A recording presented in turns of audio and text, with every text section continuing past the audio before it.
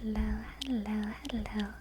Hi, Brown, hello, Bexbra, and Olivia, CEO, Green Ninja, Jose, Cat Lady Kate, KFC, Nobunaga, Distractagon, Random Moose Brains, Felsiva, welcome to the chat. Hello, Agan, Fuzz, Dave, Fuji, Gustavo.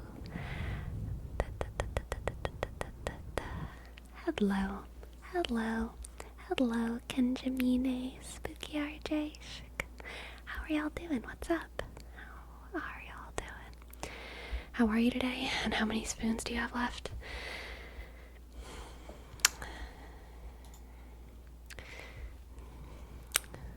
I'm doing well. The spoons, I probably have like 2 left. I probably have like 2 spoons left. And then like one of those little, like wooden ice cream guys. You know what I'm talking about? It's like this big. And one of those guys. Shake.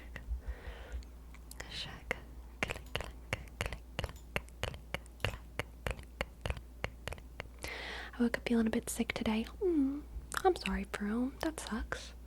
That's no good at all. Definitely not a good way to feel. I woke up feeling pretty good today. I had a really good leg day at the gym. It was a different leg day from usual.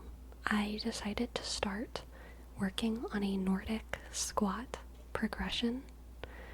They're still pretty difficult for me to do completely unassisted, so I'm doing it with bands, or a band wrapped around a pole. And man, did I feel it. Felt good though. Felt good. Hello, I'm Bo. Welcome to the chat. And Corareo, welcome to the chat. Hello.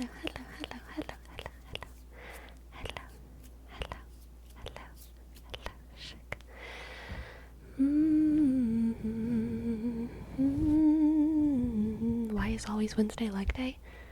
Because it's supposed to be the same day every week. But I have 2 leg days. Sunday, Wednesday. Okay? I would do more if I could, because leg day is so fun. But alas, I gotta give the muscles time to recover.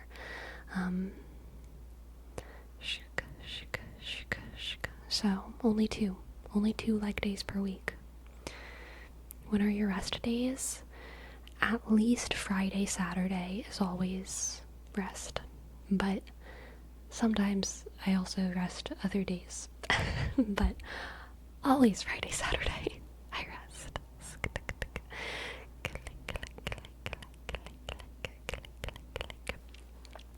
How's that type of squat? Where did the bands go? So basically,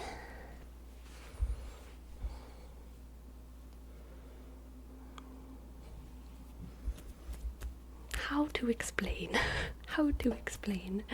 You kneel, okay? You kneel. So you're actually like this. Let's say this is your upper body and your knees are going back this way, okay? This is your chest and this is your head.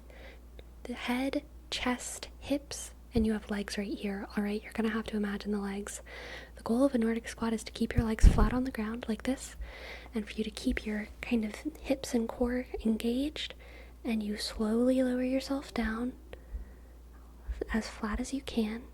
And then this is the hard part. You gotta use your quads and your hips kind of, and raise yourself up without unaligning too much.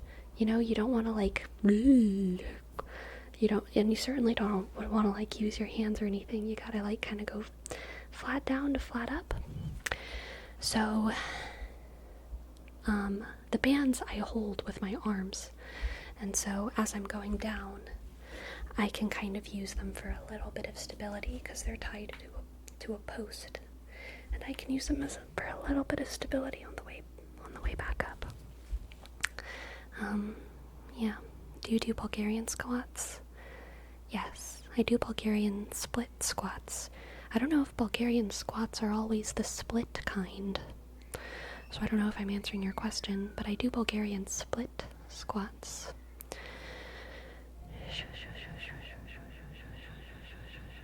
You don't do the forward lean on the Nordics? No. Maybe I should. Maybe I should. So it's more hamstrings than other kinds of squats? I would say it's more quads. It uses the top of your legs. The back of your legs is engaged a little bit, mostly keeping your body straight, but the actual, like, you have to keep your core and your glutes like a little bit tense just to keep your body in alignment, but the actual strength of lifting you up is totally coming from your quads, so like in the front.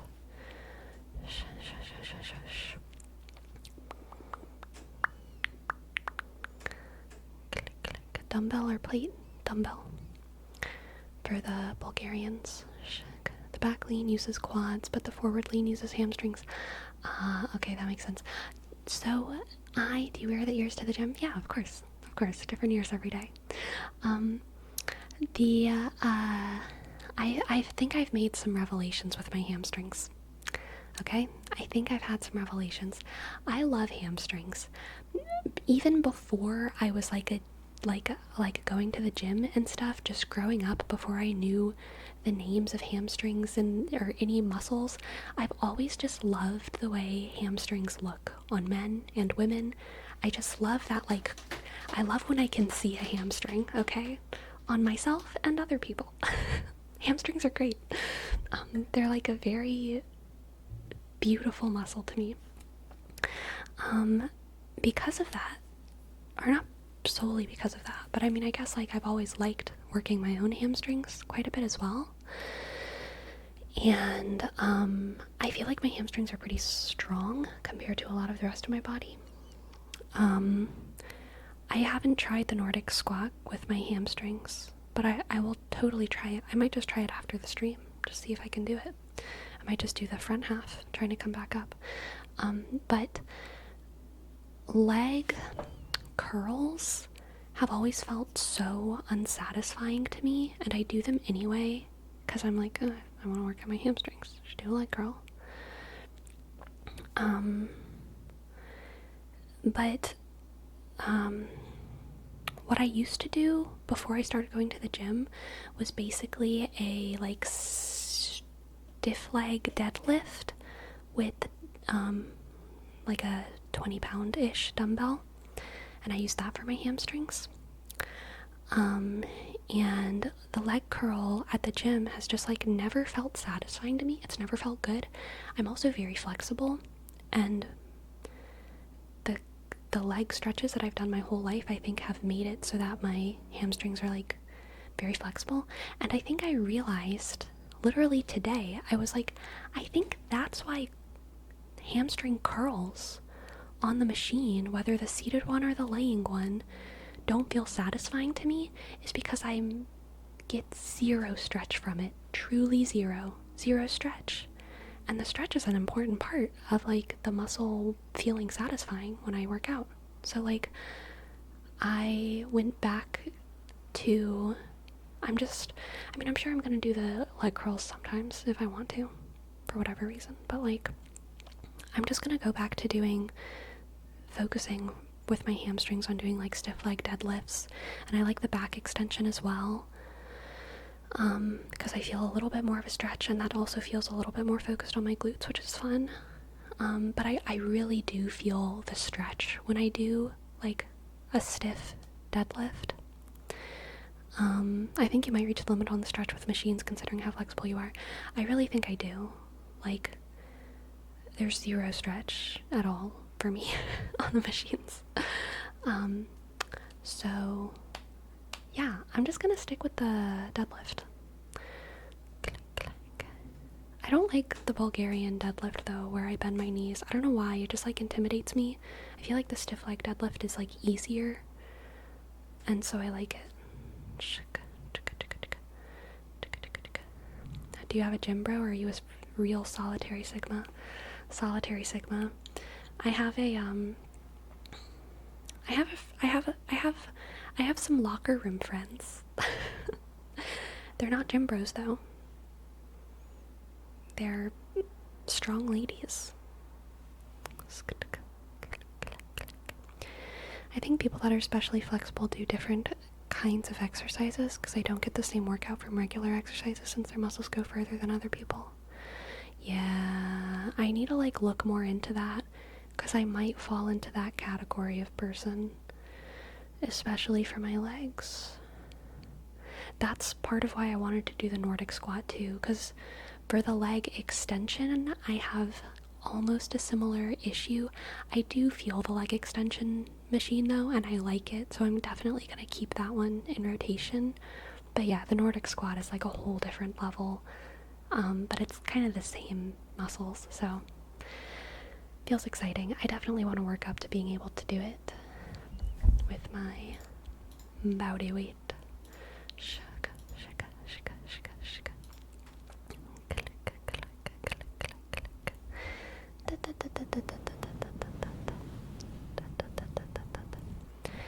You can still overload your muscles with regular range of motions and you will grow, but not optimally. I know, it's really less about growing for me and more about it just like feeling satisfying while I do it. I have a strong desire to feel the stretch whenever I do a thing because it feels good. It feels good. I'm so sorry, Green Ninja. Let me check. I did not see. Let's see.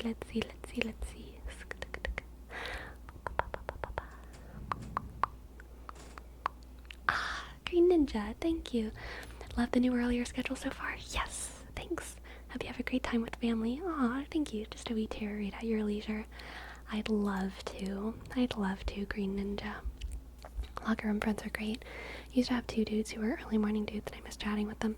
Yeah, when I say locker room friends, I really just mean one, and they're not often in there, so I'm definitely still,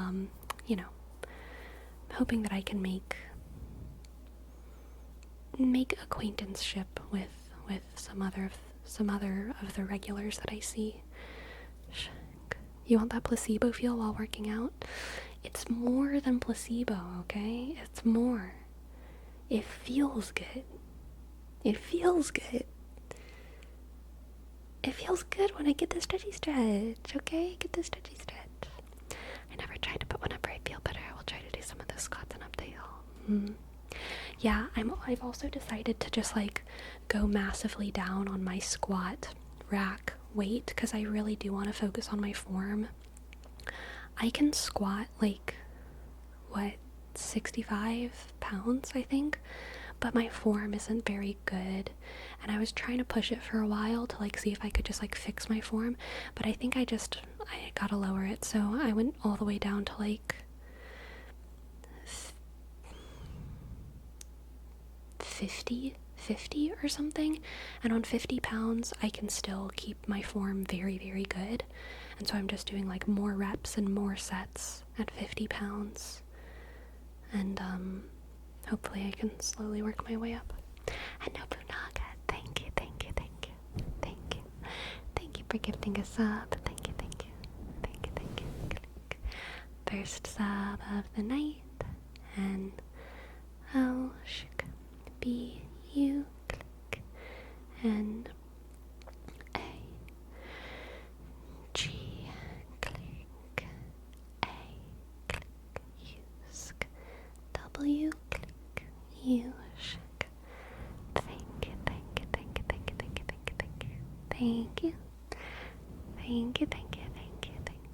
Thank you. Alright, let's do a reading for Green Ninja.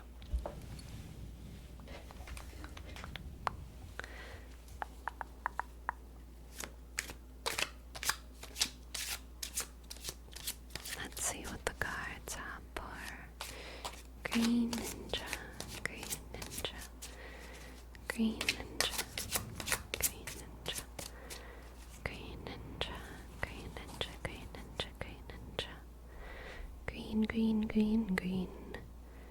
Green Ninja. Oh, sorry. the Four of Swords, Eight of Cups, the Four of Swords, and the King of Cups. Interesting. Ooh. This is the master sending an apprentice away on a mission. Who am I thinking of?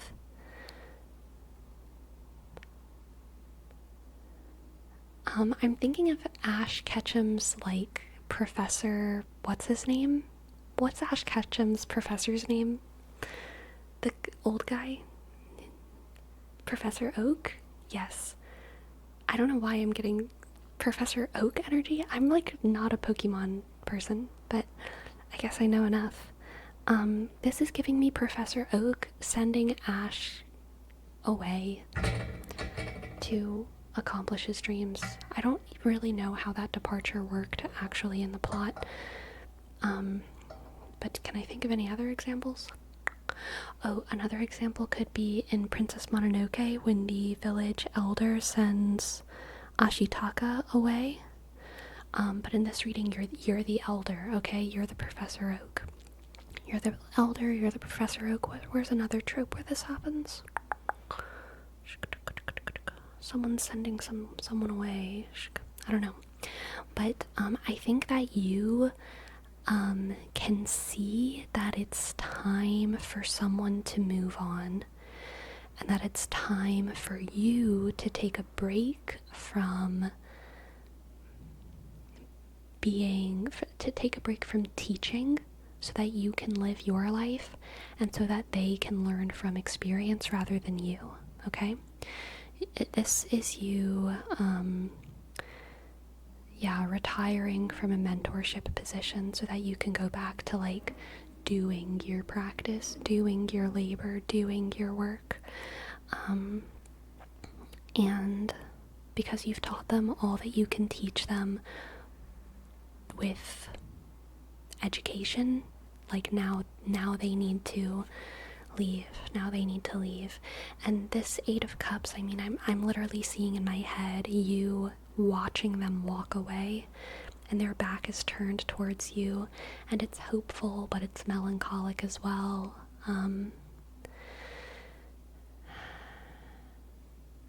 A happy empty nest vibe. Okay, Green Ninja? It's very interesting. Let's get another card. Five of Pentacles. Ooh. Five of Pentacles is an interesting twist. Five of Pentacles gives me prodigal son feelings. So, like, maybe they will leave. You've taught them all you can. And maybe you know that even though you've taught them all you can, part of the reason why you're sending them away is because you know that they need to make mistakes so that they can understand how important your tutelage is or was. Like, maybe you have a sense that they're going to make a lot of mistakes, but you have to lose your attachment to their success, kind of, and gain an attachment to their opportunity of just living life, if that makes sense. And hoping that they eventually learn and maybe come back to you, or maybe, the closest thing they can do to coming back to you is just realizing how important your lessons were and then changing their ways and being better once they realize, Sounds like me and my eldest niece. Very interesting, very interesting. Let's get an oracle card for you too. Okay.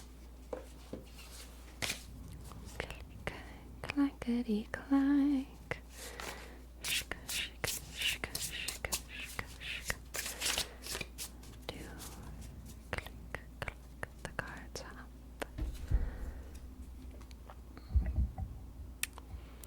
The Weasel and Pine. The Weasel and Pine. Introspection. Introspection, introspection, introspection, introspection.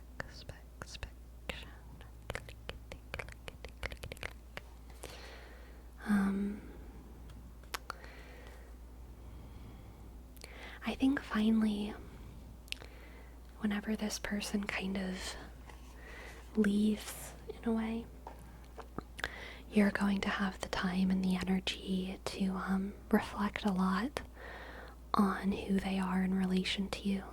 She's a lot like I was at her age, rebellious and kind of dumb, but she'll learn. Very nice, very nice, very nice. Yeah, and I think that a lot of what she needs to introspect properly is to learn her lessons by herself, to learn her lessons in the world. I think learning lessons from other people is probably something that has value to her, but she doesn't actually internalize a lot of those lessons. She's not going to internalize those lessons until she learns them herself and she introspects further on them, after she learns them through her lived experience. Loud engine out there. Thank you for letting me read for you, Green Ninja. I hope that you enjoyed. I'm glad that it resonated. Thank you, thank you, thank you. Thank you, thank you, thank you. Thank you, thank you, thank you, thank you, thank you. Alright. Now let's do a tarot reading for Nobunaga. Thank you, Nobunaga. Thank you, Nobunaga. Thank you, thank you, thank you, thank you, thank you, thank you, thank you, thank you. Thank you very much. Hello, Minus Ultra. Welcome to the chat. Yes, we are doing some tarot right now.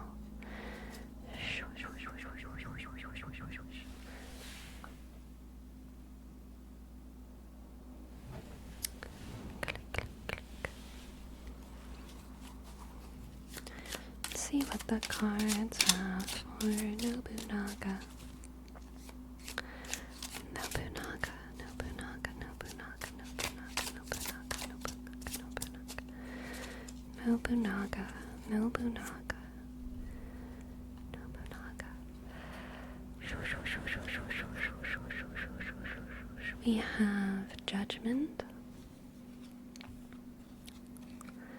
Judgment, the Five of Pentacles coming out again, the Five of Pentacles, and the Three of Cups.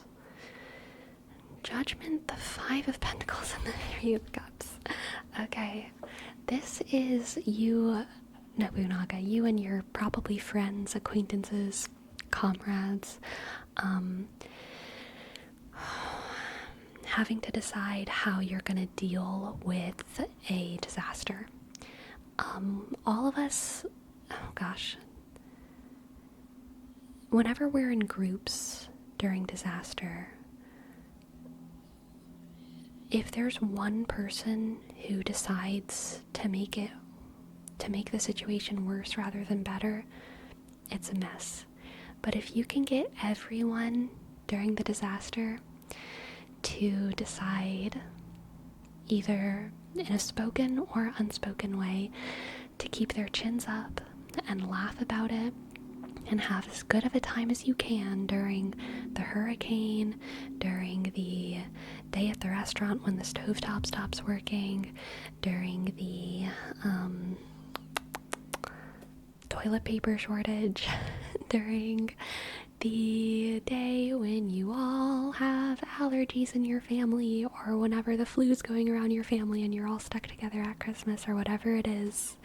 Whenever you're stuck in a disaster with people, you've kind of got to decide to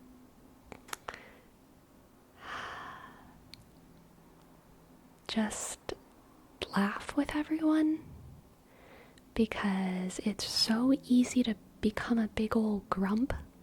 But if everyone does that, it makes everyone so much more miserable. It makes everyone so much more miserable. And this Three of Cups makes me think that y'all will make the right decision. Y'all will laugh about it, okay? You will laugh about it. You will have a good time. And you will probably all struggle to to have a good time. But you will do it. Everyone in their head is going to be thinking, like, I'm starting to get really hot and sweaty without this AC. But I know that everyone else is hot and sweaty, so if they're laughing, I'm going to do my best to laugh. And everyone's got to keep that standard up, for the sake of peace. Alright, let's get another card, another card, another card. The Knight of Cups. Beautiful. This, for this group of people, Nobunaga, laughter is your love language, okay? Making little jokes and dealing with a rough situation as best as you can is your love language to one another.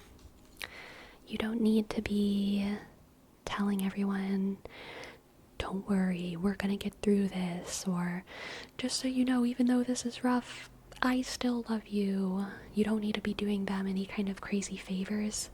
Just laughing and joking and playing games is your love language with these people. And that's going to be how they show their love and devotion to you as well. And that's going to be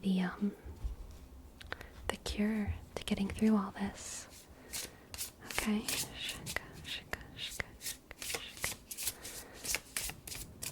Let's get another card. Interesting. The moth and eucalyptus, an ending. The hard times will pass, Nobunaga. It will not last forever. The sun will rise, the electricity will come on, the hurricane will end, the pollen will stop pollinating.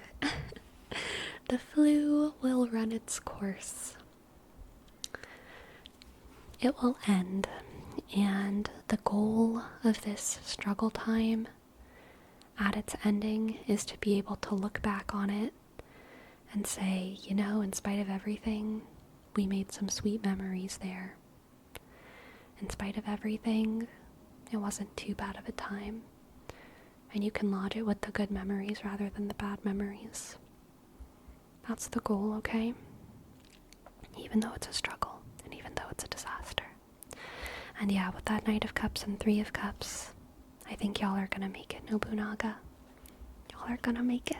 Y'all are gonna make it. Y'all are gonna make it. Thank you for letting me read for you. I hope that resonated, and I hope that you enjoyed. Thank you, thank you, thank you, thank you. Resonated very much. Good. Yay. Yay, yay, yay. Do, do, do, do.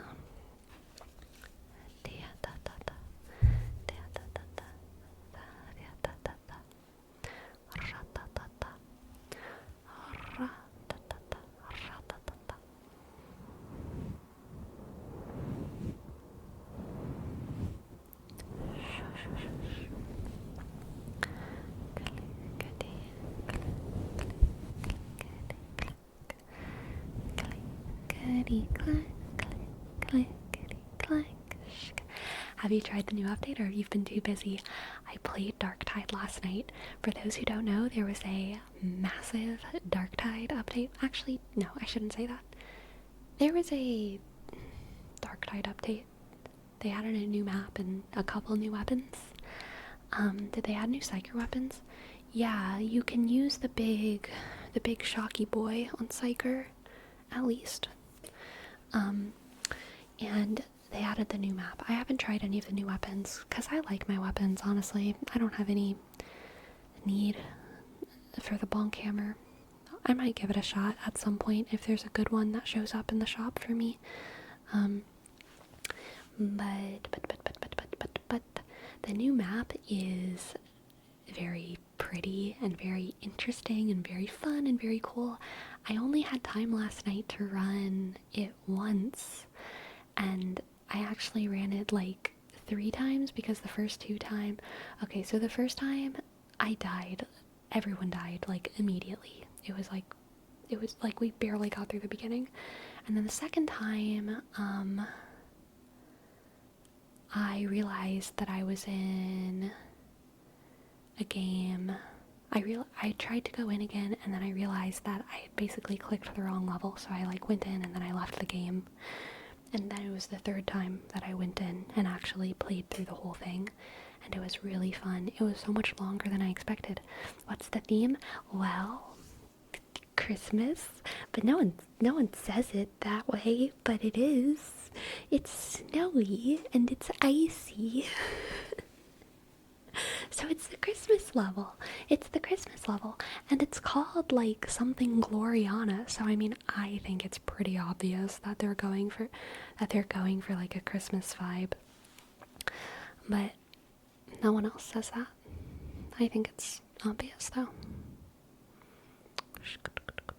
Christmas level.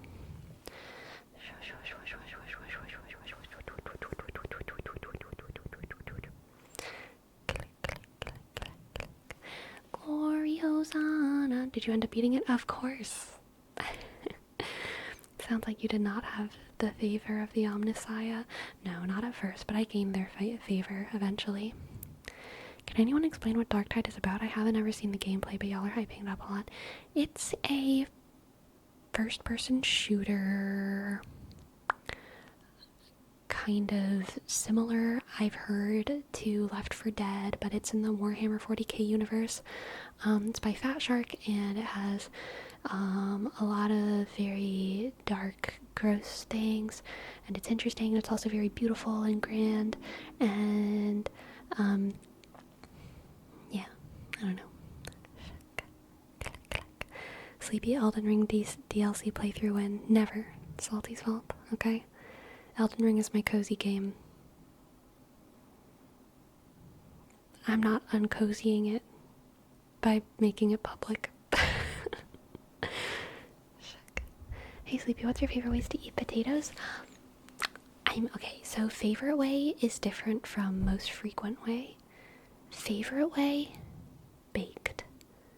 Most frequent way, microwaved. Click, click, click. Click, click, click, click.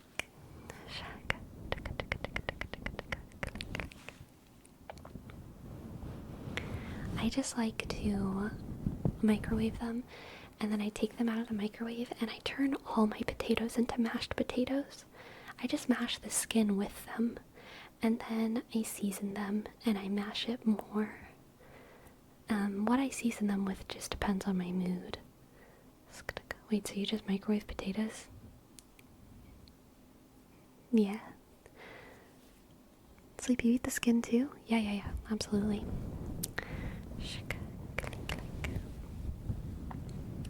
Have you tried what I suggested and put a whole bay leaf inside a baked potato? I haven't, Green Ninja. I don't even have any bay leaves right now.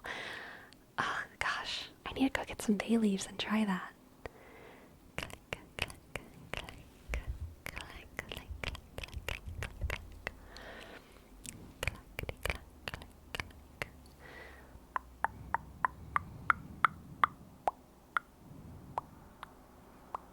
You ever make fully loaded potatoes? I never make them. I guess sometimes I've had them at restaurants, but nah, not really. The fact that I have to be up in 6 hours will not restrict me from watching this stream. Sleep was invented by melatonin companies, and I will not let them rule my life. Damn. I was listening to, I still haven't finished it. I wonder if I have it pulled up. Yeah, I do. I was listening to this interview earlier today. What dreams are trying to tell you about yourself, by the podcast is by Dr. Rangan Chatterjee. I don't know how to pronounce his last name. I've never listened to this podcast before, it just popped up, but the interview is with Rahul John Dial. I'm not sure how to pronounce his name either. But it's about neuroscience, and it's about the science of dreaming. The neuroscience of dreaming. And it has been, continues to be so very interesting. But they really hooked me in from the beginning whenever this neuroscientist said his big claim, which was that the reason that we sleep might be so that we can dream. What a good hook. What a good hook. Ugh. I'm in. I'm in after that. And I'm now listening to him, wax philoscientifically about the prefrontal cortex and the limbic system and the imaginal system in the brain. What's your opinion on sour cream on baked potatoes? I personally find it criminal. I'm neutral on it. Sour cream is not vegan, but they do make vegan sour creams, but they're pretty mid. So I'd honestly rather it without, but like if someone puts vegan sour cream on my potato, I'll probably enjoy it, because if someone puts vegan sour cream on my potato, that means I'm probably at a restaurant, and so they probably do it well because it's restaurant food. I never have complaints about restaurant food. Every now and then something's not salty enough, but that's usually pretty easy to fix.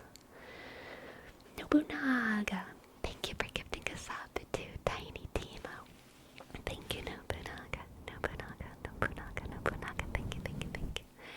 N, click, O, B, U, shk, N, A, click, G, sk, A, click, U, click, W, shk, U, sk.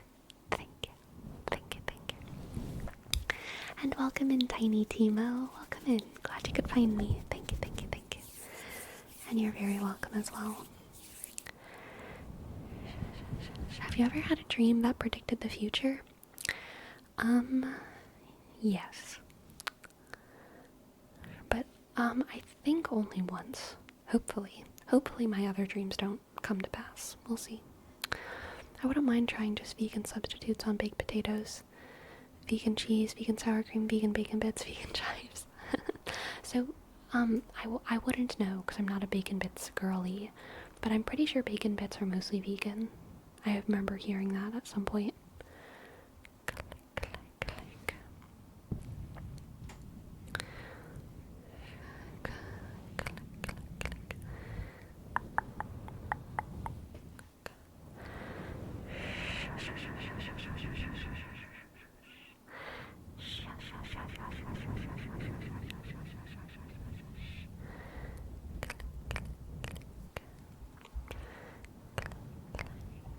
Any new dreams that got you interested in that video, or was it just randomly? Oh yeah, just random. I have no idea why it came up. I feel like I've been listening to more medical content lately, and that's why it's come up. I always like to keep my algorithm as wide as I can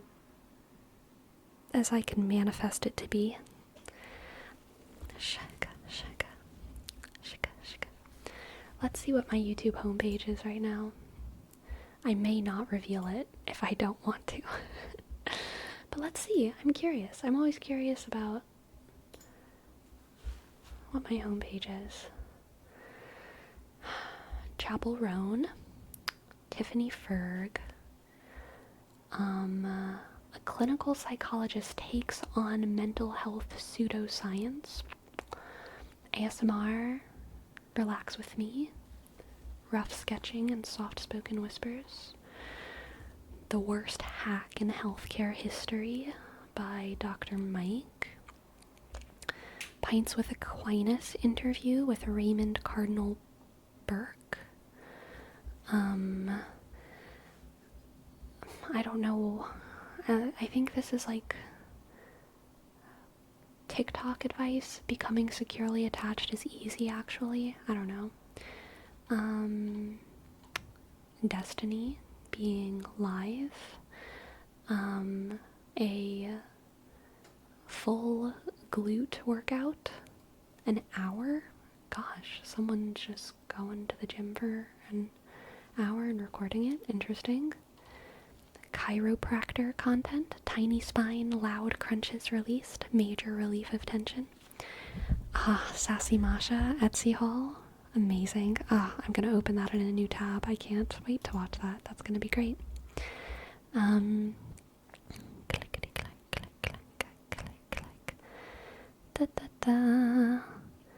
Life is not about finding yourself, by the Math Sorcerer. No idea who that is. Why I started dressing modestly at the gym. I love my algorithm. It's hilariously all over the place. ABBA and Preach. I feel dead inside. I'm no longer attracted to men. OnlyFan model quits. Sis Tellum, Men's Mental Health Month, and more. Brian Johnson, before and after my $2 million anti-aging routine.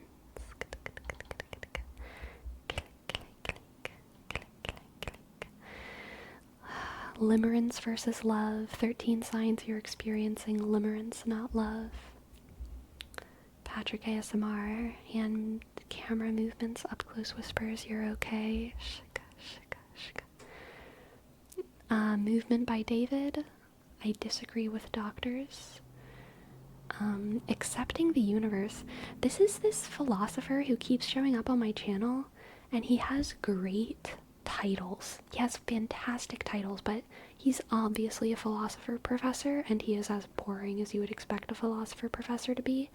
I always click on his videos because I'm interested, and then I can only get through like 3 minutes, but I still get him all over my page, obviously, because I click on his videos. But this title is actually pretty boring. I'm starting a book club like no other, and more announcements.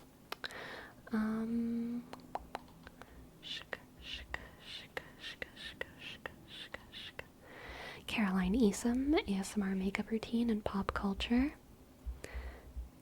The first dog groom that ever brought me to tears, veterinarian referral. I have no idea. This and everything on this thumbnail and title is in Korean, so I have no idea what that video is. Don't get a nose job. Plastic surgeon reacts. I tried making homemade cosmic brownies. Claire recreates. Vegan meat kills you. Cruelty-free lawsuit. Are vegans literate? ? Vegan news by Mike the Vegan.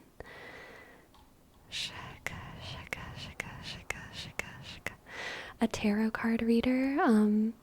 Your gifts are being unlocked through a divine union. You are royalty. Most important muscles to train to look sexy while dressing modestly at the gym. Of course. The Rise of Sam Sulek documentary. How the internet fell out of love with Chance the Rapper.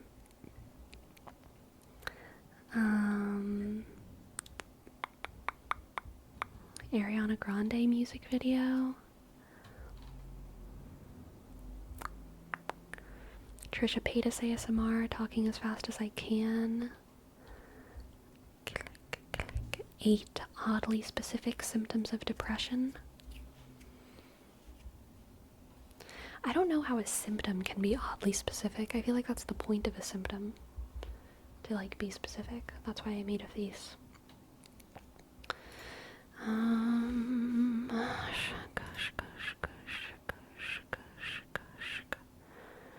How is everyone on vacation? The social media MLM by the Financial Diet.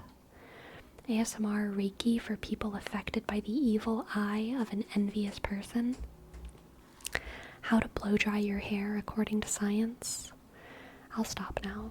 I think that's probably enough.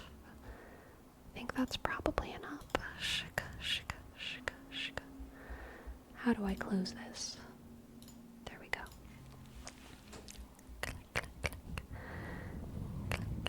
Ogden knows. It's all about the hamstrings, okay? What Cassie Ho always says, Papa Pilates queen, is that hamstrings are the elevator to your butt, okay? Trisha Paytas seems like an important person. No, I'm putting her in the performance artist bubble, okay? I I'm putting her firmly in the performance artist bubble. I don't think she's an important person.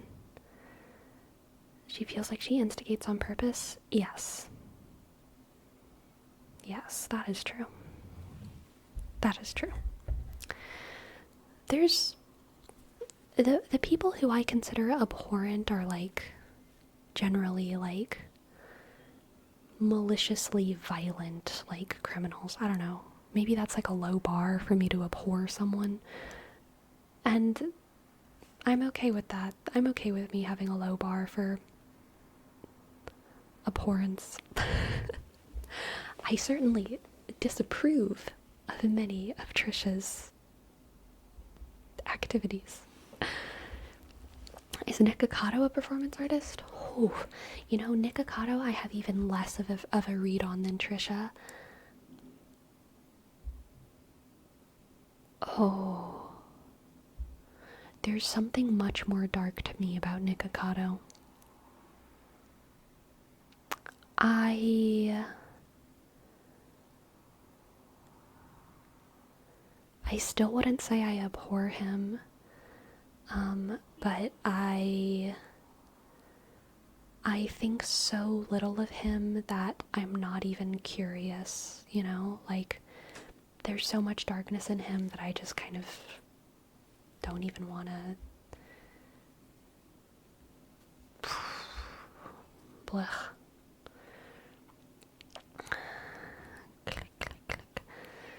The Right Opinions video on Trisha and H3 shows a lot of footage of both of them being very unreasonable at times. Yeah, they're certainly unreasonable. Oh yeah. When Nikocado released the "You've Fallen for My Plan, You Think I'm Not Doing This on Purpose" video, I was expecting a supervillain turn. I am unfamiliar.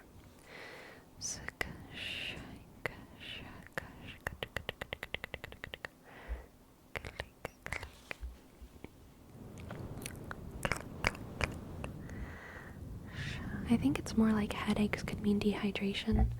What are we talking about with headaches? Oh, Jerome was sharing their videos. My first 3 YouTube videos are from I Did a Thing, Funny Crafts, Juiced Klein, Music, and Sleepy, and none of them are remotely related. Very good, very good. Oh god, get the Trisha Paytas video off your recommendations. Look, if she wants to become a peaceful ASM artist, I want to empower that, alright? I want to empower her peace. As far as I can tell, for the past, in recent history, she has been calm, focusing on her family, and making ASMR videos. Being in a healthy relationship and having a baby and becoming a mother are 10,000% things that can change you into being a better person. They just are. Her content isn't my thing about 70% of the time, but sometimes I click on her ASMR videos and I enjoy them. Okay? She's definitely done very messy things that I disapprove of in her life. She has a very long history on the internet.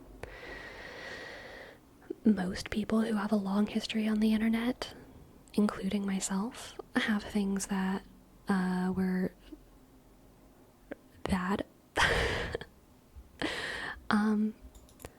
I give Trisha Paytas grace, and I think that her more recent content, as far as I know, has been fine.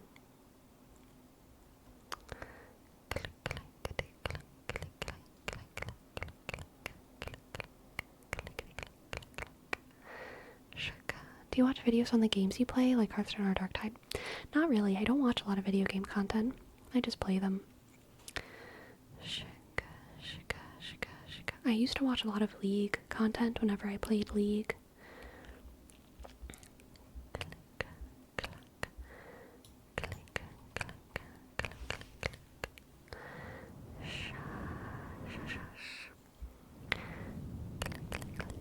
Hello, might be Darren.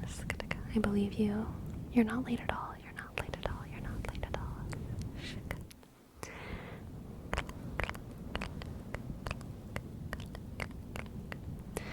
Gameplay content is boring and kind of lazy. I don't think it's lazy. People put a ton of work into gameplay content, but it is kind of boring for me.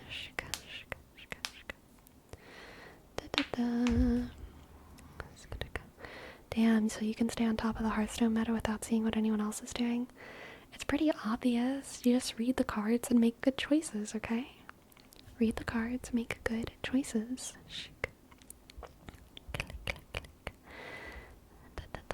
What's your favorite League champion to play? Bard. Which one am I best at? I think I have the highest win rate with Karma and Zyra. I can't remember who has a higher win rate between Karma and Zyra. I think it's probably Karma. Not Bard? No. No. But Bard's my favorite to play. Gameplay content is only fun if the person playing makes it to be fun. I find myself mostly focused on the personality. Right, yeah. Have you seen the Aurora trailer from League? I haven't seen the trailer, no, but I have seen the splash art and stuff. And yes, many people have told me.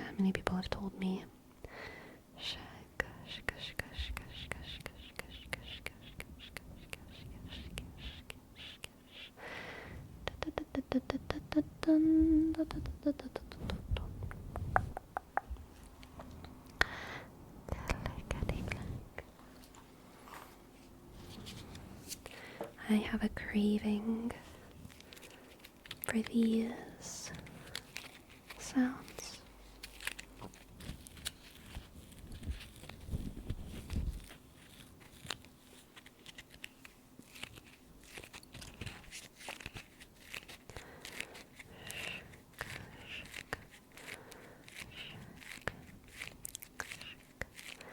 I have to say, if there's a video on YouTube that's been viewed more than 1 million times, titled so-and-so is, then you might be doing something wrong with your life. You are still on the topic, aren't you? I don't know. I don't assume that YouTube video titles are like a good source of information.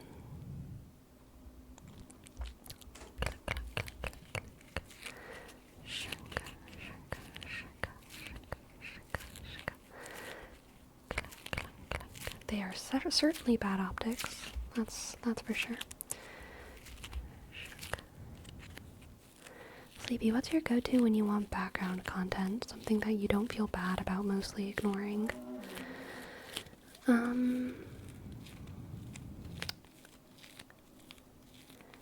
Brittany Simon, for sure. Brittany Simon.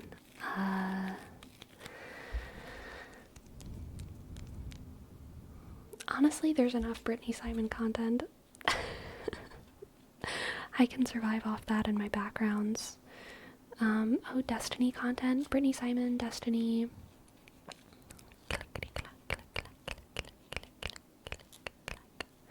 Generally, those more kinds of like commentators / political streamers are good background content for me. Yeah.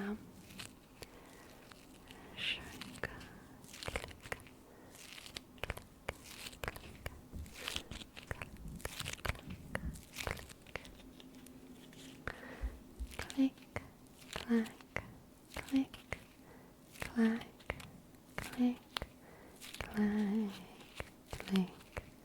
I have a hard time watching political content without getting animated about it. A lot of it is like so cyclical and boring to me.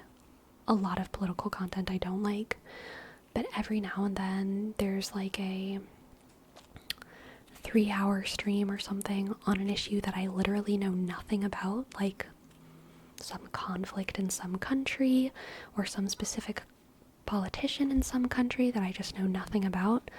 And I'm like, yeah, I'll listen to a 3-hour discussion on that. Or an interview. I definitely like listening to various podcast interviews as like background content. Yeah, those can be nice. But like American politics, I never watch anything about American politics.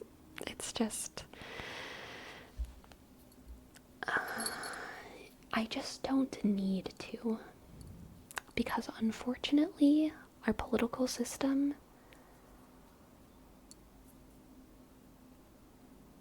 is just there's no nuance. There's individuals have nuance, and like people have nuance, and situations have nuance, but like what I should do as a good American citizen, very little educational content is going to change my opinion on what my role is, if that makes sense. Like, so I don't bother educating myself on it. I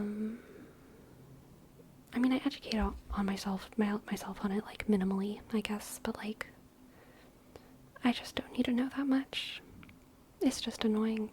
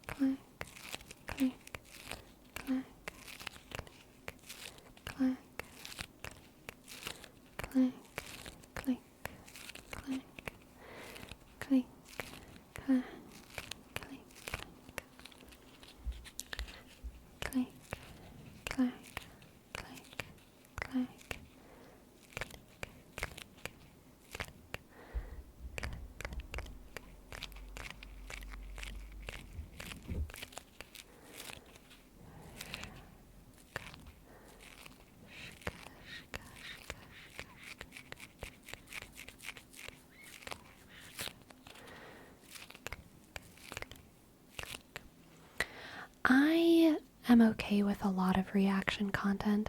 Some of it I think is not good, but I don't think that it's like, I don't think that it should be like disappeared from the internet. I don't think people should be not allowed to do it. I think that there's ways to do it with good etiquette and ways to do it with bad etiquette. I think people who do it with bad etiquette are doing something wrong and they should stop. But I don't think they should be forced to stop. I just think they'd be a better person if they stopped. And they should have an internal drive to be a better person. Unfortunately, sometimes people don't. But, I don't know. I don't feel like React content should be, like, stripped from the internet for the same reason that I don't feel like people who, like, spit randomly when they're walking around should be, like, stopped by a police officer. I think we should all just, like, look at those people and be like, why are you spitting? Please do that somewhere else where there's, like, not people.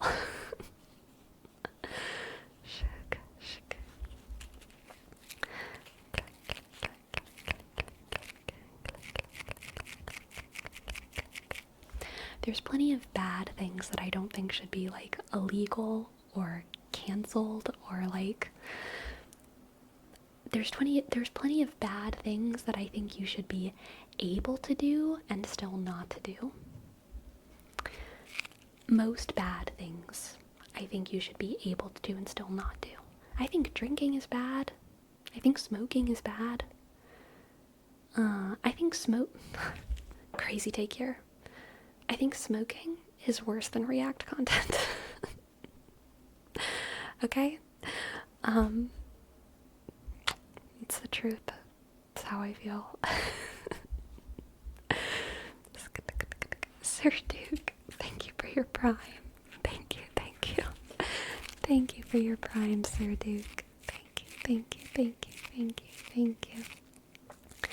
S I click R D shk U click K shk shk E click 6 shk 7 shk 8 shk. Thank you. Thank you, thank you, thank you. Thank you, thank you. Thank you, thank you, thank you, thank you. Thank you, thank you. Thank you, thank you, thank you, thank you, thank you, thank you, thank you.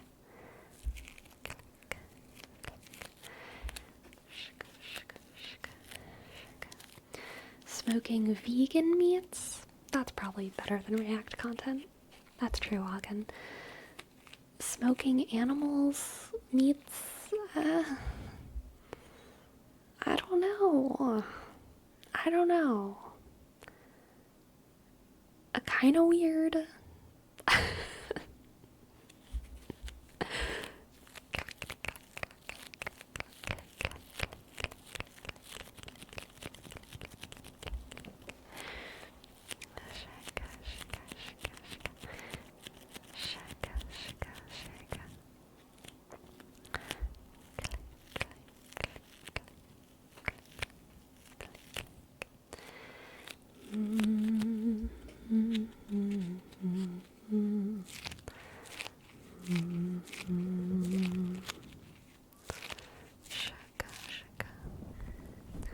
For me, I think React content is not bad, and it can be funny. That also depends on the content creator, but I don't like that there's a lot of creators that don't give credit to the original. Oh yeah, that's exactly the issue. Content creators with bad etiquette. Are those one of those vegan things that's not good? There's 1 million vegan things that aren't good, okay? There's 1 million vegan things that are not good. There's more vegan things that aren't good than vegan things that are good. Because most things are not things that have anything to do with harming or exploiting an animal. And so they're technically vegan, you know? Like me just breaking my iPhone again and again and again and again for fun. And breaking all my friends' iPhones again and again and again and again and again and again for fun. That's vegan.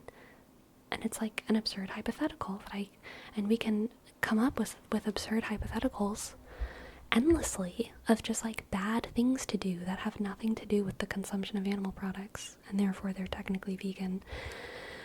So yes, just because it's vegan does not mean it's good.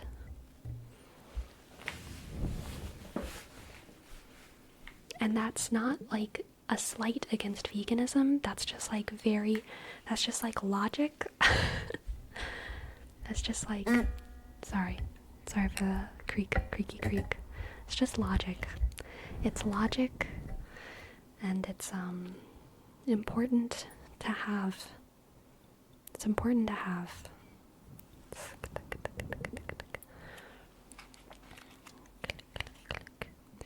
Beer is technically vegan too, right? Most if not all drugs are vegan.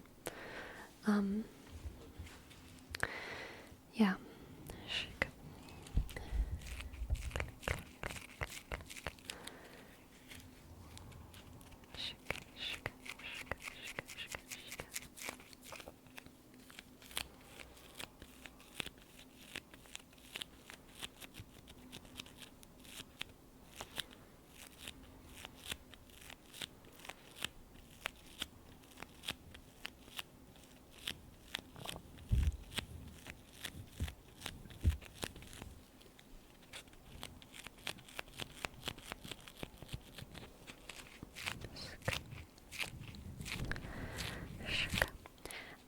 Ellen Fisher.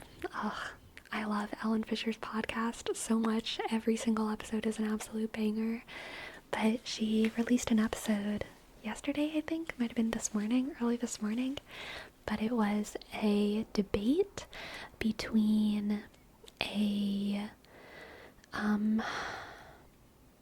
don't think he's technically a theologian. I think he's like I can't think of the word for it, like a scriptural history academic expert, biblical history, maybe that's what it's called, academic,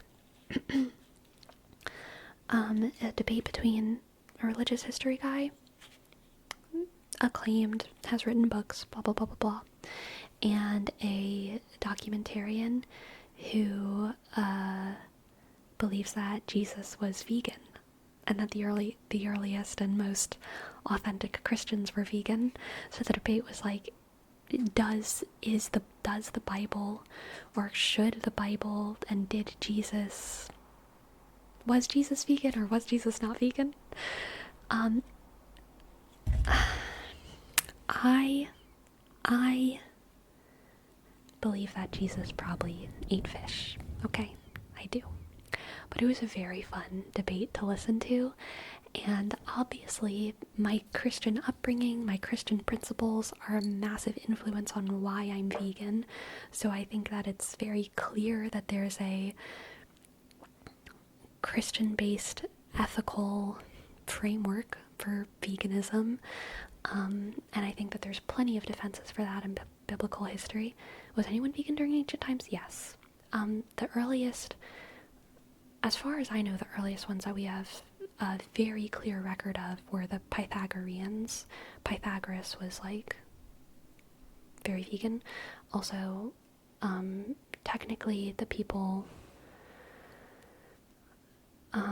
during Jesus's time wouldn't be considered ancient, so that's like maybe a different thing, but like there were vegans.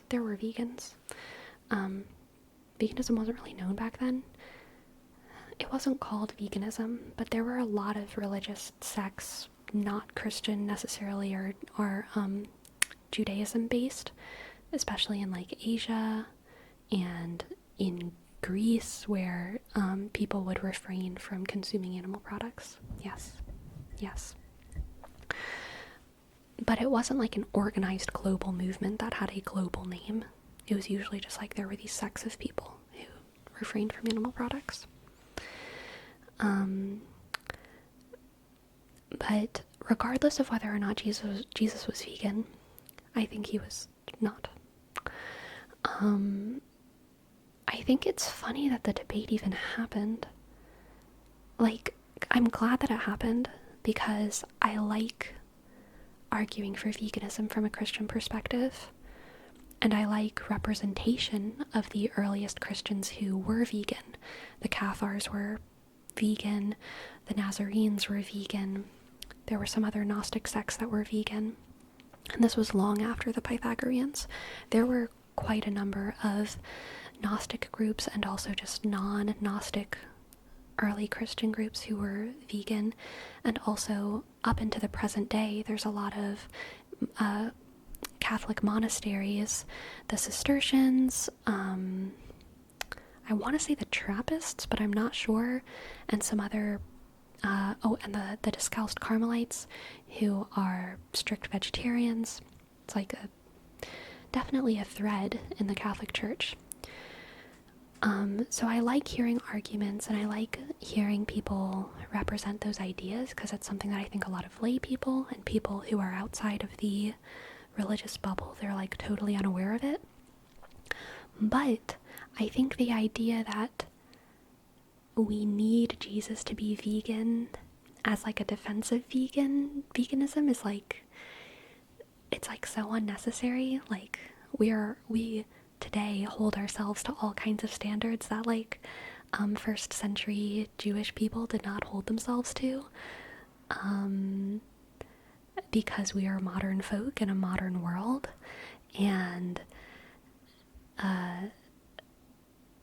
so of course we have higher standards for our consumption, for the ethics of our consumption, or some people have lower standards, or some people are so alienated from their consumptive chains of production that, you know, it can be difficult. But yeah, would a communion be vegan? Yes. Sorry if you actually just talked about this. Consent. Jesus literally asked for it, okay? He said, do this in memory of me. So it's fine. Is it known what were the reasons for them to be vegan? Were they already thinking about animal lives the same way vegans do today? Yes, they were. I don't know about the Jainists. I don't know about every different sect, but most certainly the early Christians, the Nazarenes, some of the other Gnostic sects were, yes, they were doing it because they thought it was wrong to slaughter animals. They thought it was an outdated practice. Yeah.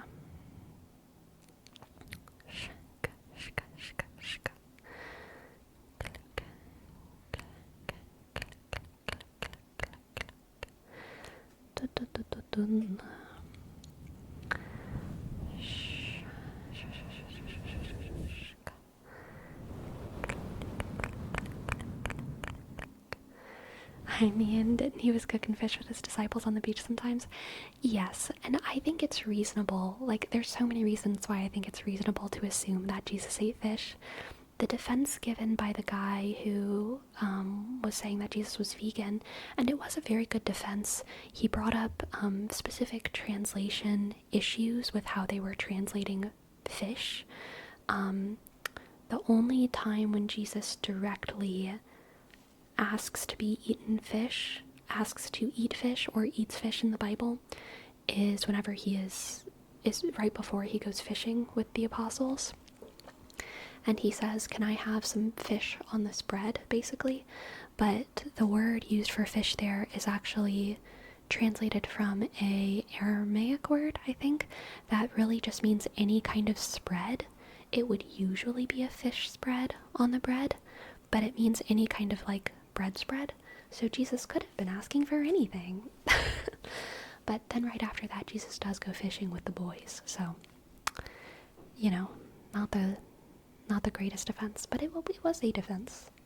It was a defense. Hello, Geodasher. Welcome.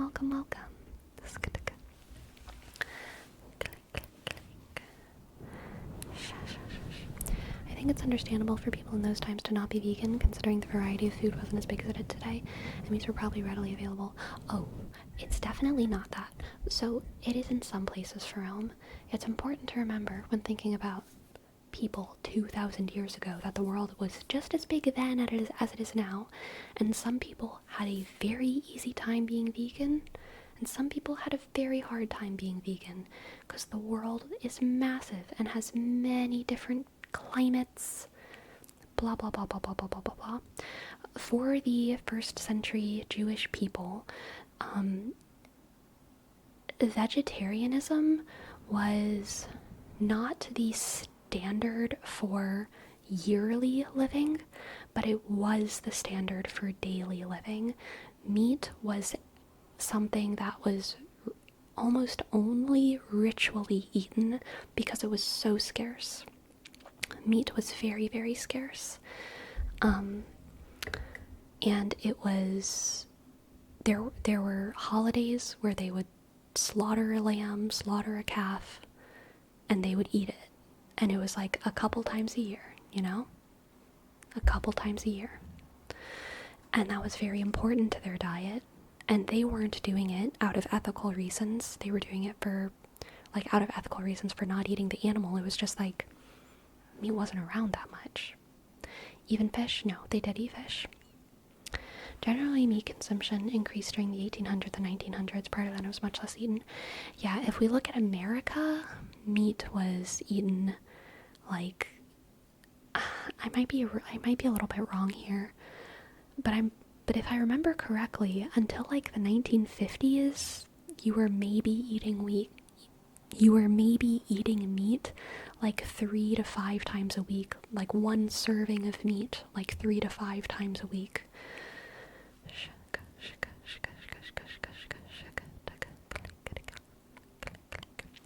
Can you do vegan triggers? Absolutely, Nobunaga. Thank you so much for your tip. Thank you. I think that can be attributed to people generally having more sustainable agriculture practices than they do now. Yeah, definitely. Absolutely.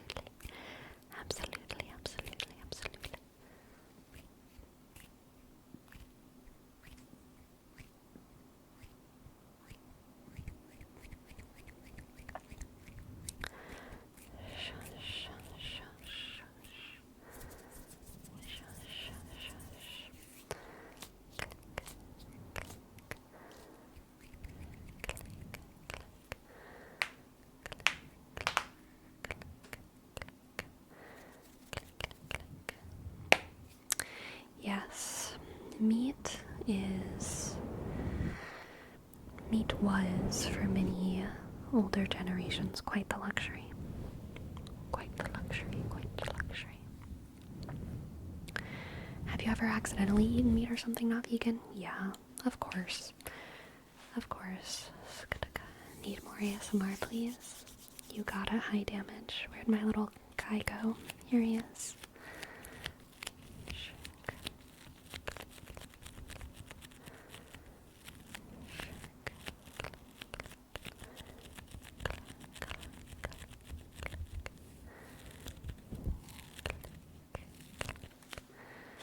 Americans got too attached to the idea of eating steak all the time, and now we have inconceivable amounts of methane in the ozone from cow farts. Yeah, it's true. It's true. Cow manure as well is like a pretty massive issue for the health of the climate, the ozone.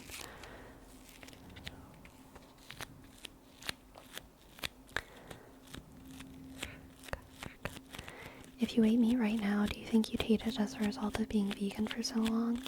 Yes, I do. 100% yes, I do.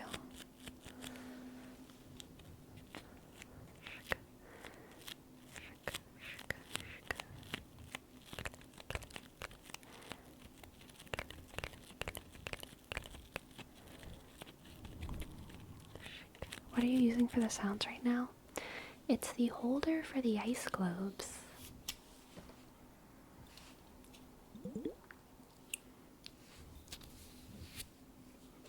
I really like the sounds it makes.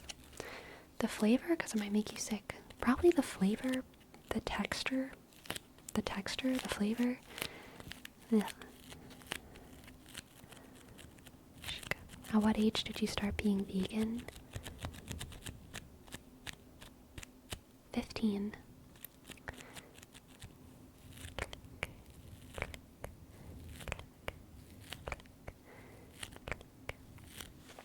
What are your favorite Louisiana dishes that are inherently vegan? Dirty rice. I mean, a lot of people put sausage or like boudin in their dirty rice, but like you don't have to have it. Dirty rice.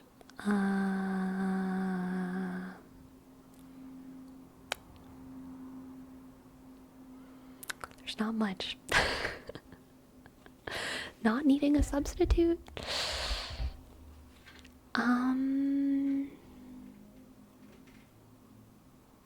There's not much.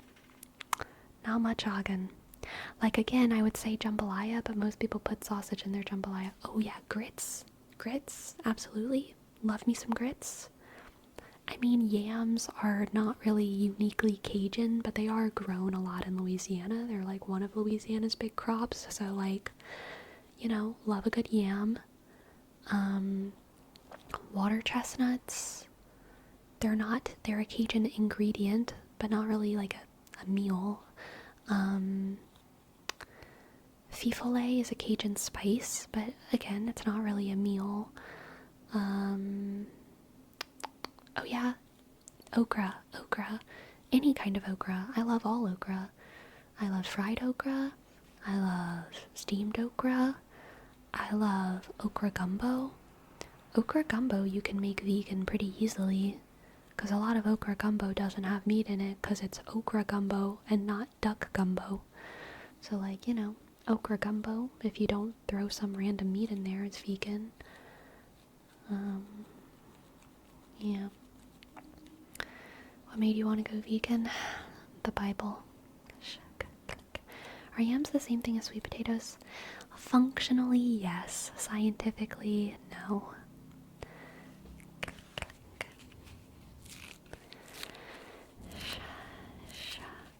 Just saw a video that says Louisiana's the worst state to live in. Is that true? I haven't lived in every state.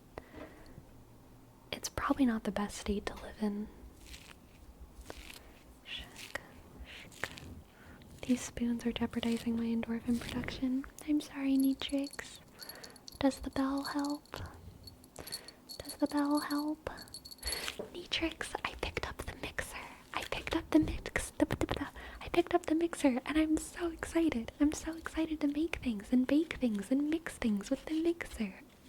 Thank you so much. Thank you so much, Nitrixs, for the mixer.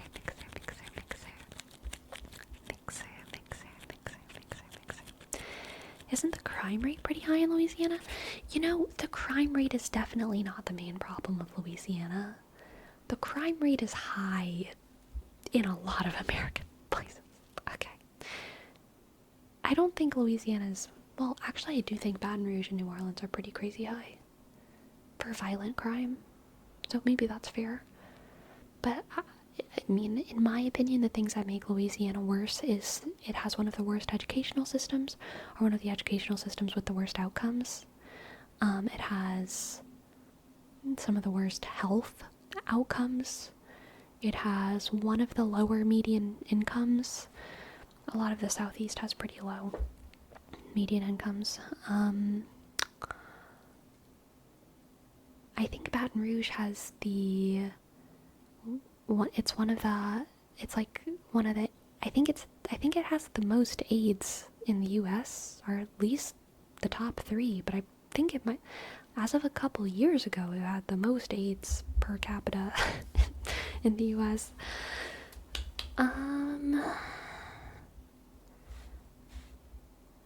Yeah. But, you know, the wildlife is really pretty. And the food's good. Probably why it has some of the worst health outcomes. Good frickin' food.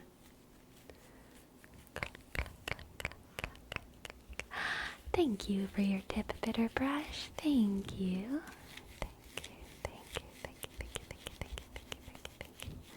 Thank you. I'd love to give you a tarot reading. Let's see what the cards have for Bitter Brush. But here's the thing about life in the US. There's never gonna be enough statistics that you could look at to say, you know, which state is the best to live in or the worst to live in. And if you look at happiness, again, it's not an all-inclusive stat. If you look at happiness, Louisiana is one of the happiest states in the US, even despite all of its other shortcomings. I would attribute that to a lot of the folklore, the sense of culture, spirituality.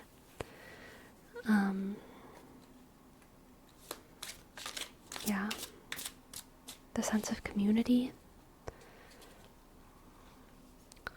But yeah, I mean, you can't look at statistics and like figure out which state is the best to live in or the worst to live in. At the end of the day, wherever you go, as they say, there you are.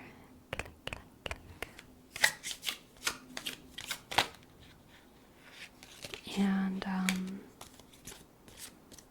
we are all at the whim of our situations, but also we are at the whim of ourselves, and we are the ones that we have power over, so we kind of gotta find our own ways to be happy. We got the High Priestess, the High Priestess, the High Priestess, the High Priestess for Bitter Brush, the Queen of Wands, oh my god, magnificent, and Judgment.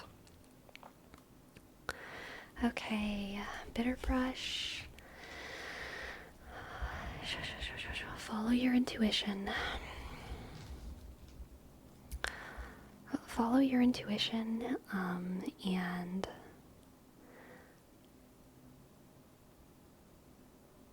I feel like this is gonna sound weird, Bitter Brush, but I'm just gonna say it.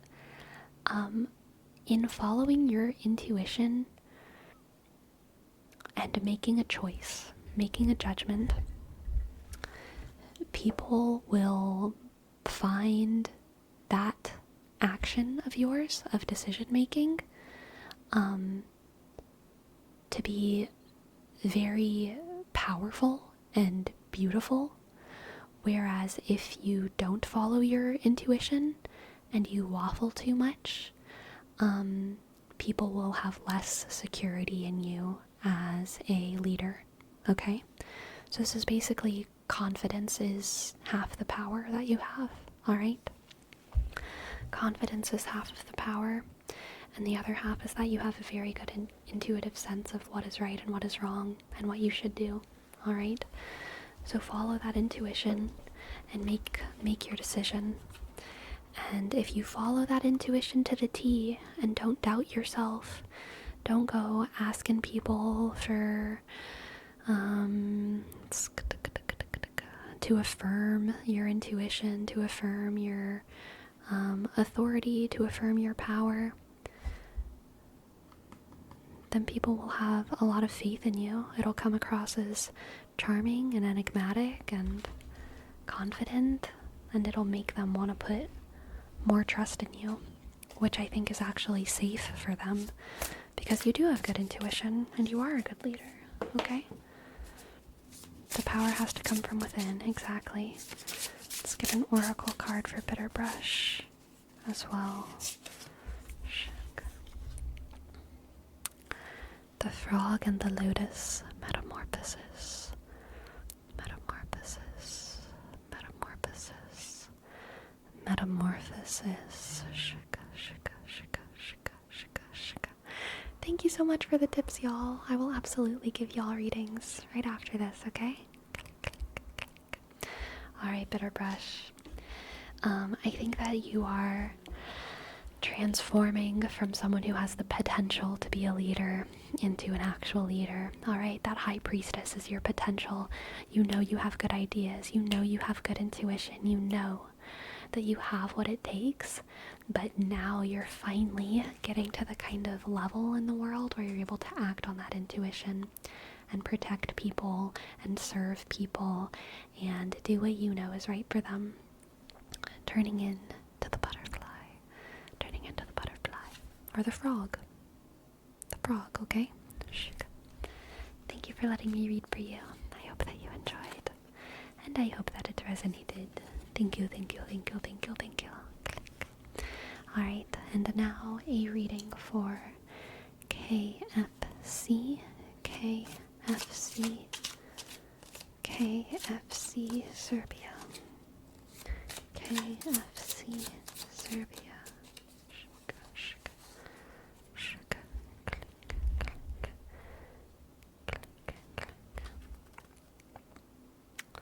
We have the Four of Swords, Four of Swords, Four of Swords, the Page of Wands, and the Three of Wands for KFC Serbia. The Four of Wands, the Page of Wands, and the Three of Wands. The Four of Swords, the Four of Swords, the Page of Wands, and the Three of Wands, okay? You are going to find your inspiration through relaxation, KFC, okay? Sleepy, do you have a fluffy bonton? It's a stick with a fluffy ball on the end. No, I do not. KFC, you're going to have your inspired moment, your spark, your light bulb, your artistic vision during a moment of rest and peace and silence. And you have to prioritize rest and peace and silence in order for that idea to come. And once you have that idea, you can bring it to other people and start working on it together, okay? But I almost get the feeling that, like, maybe you're at the beginning of a collaborative process and you're trying to brainstorm in a group of people, and you're like, you know, there's a couple, I'm going to put this in the context of like singing, songwriting, band dynamics. Sometimes people write best when they are together, you know, and it'll be like a drummer and a guitarist and a singer, and they'll be jamming out together, and they'll have this chemistry and things will flow. And their best ammunition is one another, and all their ideas can bounce off of one another. Then there's another type of band where during their meetings, someone comes in and they say, I have the start of a song, let's work on it. And that could be the drummer, that could be the guitarist, that could be the singer. But one of them comes with something already started, and then everyone is inspired by that and everyone can riff off of it. And I think the latter, the second one, is kind of what your situation is.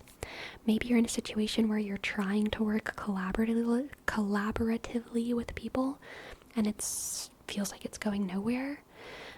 And what you need is to basically start on an idea by yourself, develop it just a little bit, and then be the messenger, deliver that idea to your other folks, alright?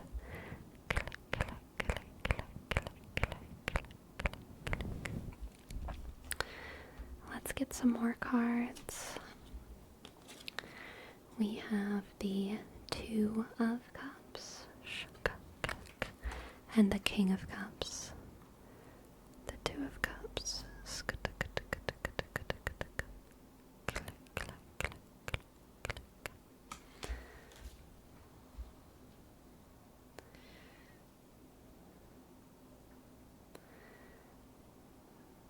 I mean, okay.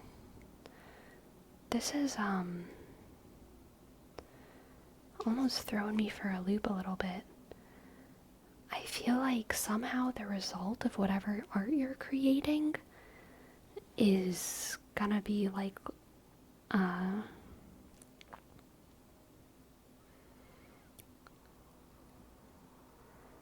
don't know, are you wedding planning for someone else?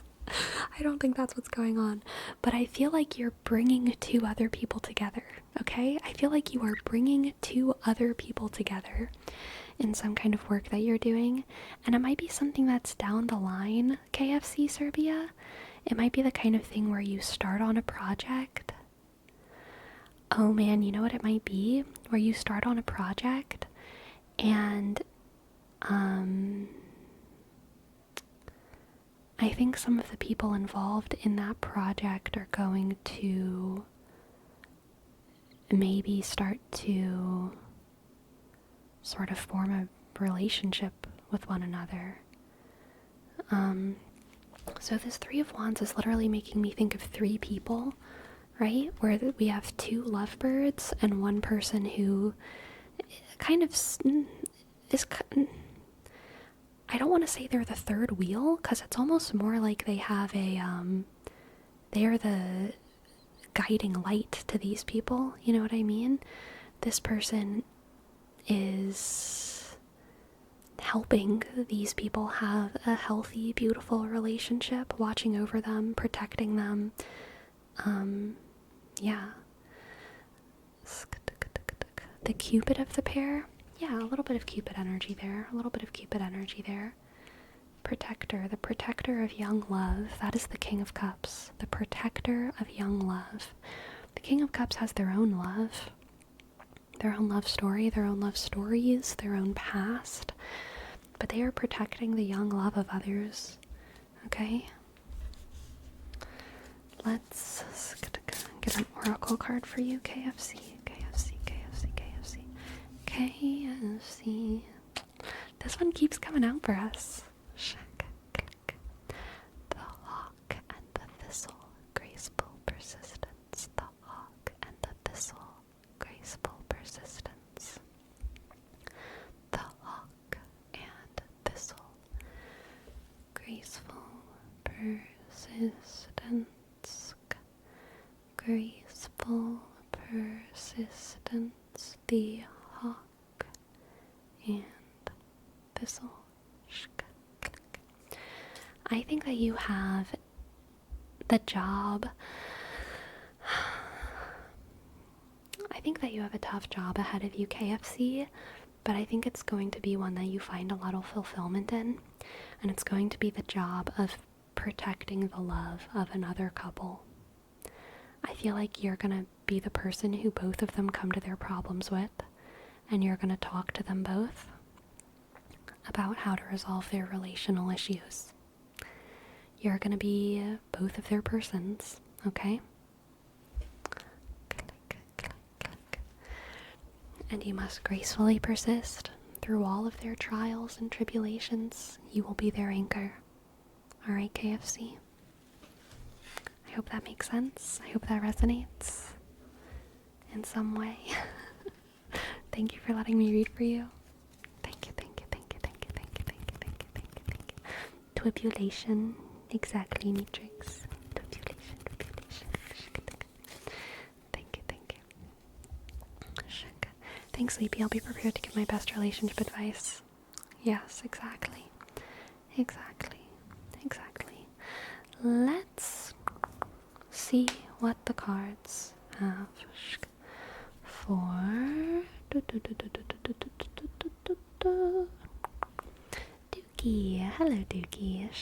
Here is your reading. Here is your reading. Let's see what the cards have for Dookie.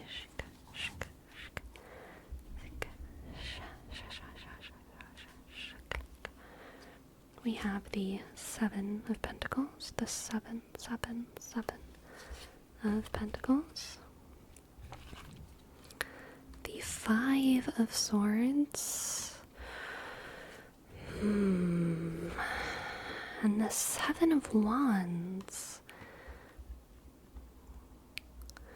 Okay, you're gonna have to fight for what you deserve, Dookie. You have planted seeds, you've gardened, it's time for the harvest, and other people are going to want to take credit for your work. Other people are going to want to reap the fruits of your work. Other people are going to want to take credit for your work, and you're going to have to stand your ground and say, no, this was me, I deserve the fruit, I deserve the credit, this is me, okay? It's gonna be tough. It's gonna be tough, Dookie, because other people are gonna really try to come after everything that you've worked so hard for. But you will be victorious, alright? With the 7 of Wands, you will be victorious. It's just not gonna be as easy as it should be. For all of the work that you put forward, for all of the work that you put into this, you deserve an easy victory. You deserve that easy credit. And unfortunately, it's not going to be easy to maintain the status that you've earned. It's going to be a struggle. It's going to be a power struggle. It's going to be a little bit chaotic. But you've got this.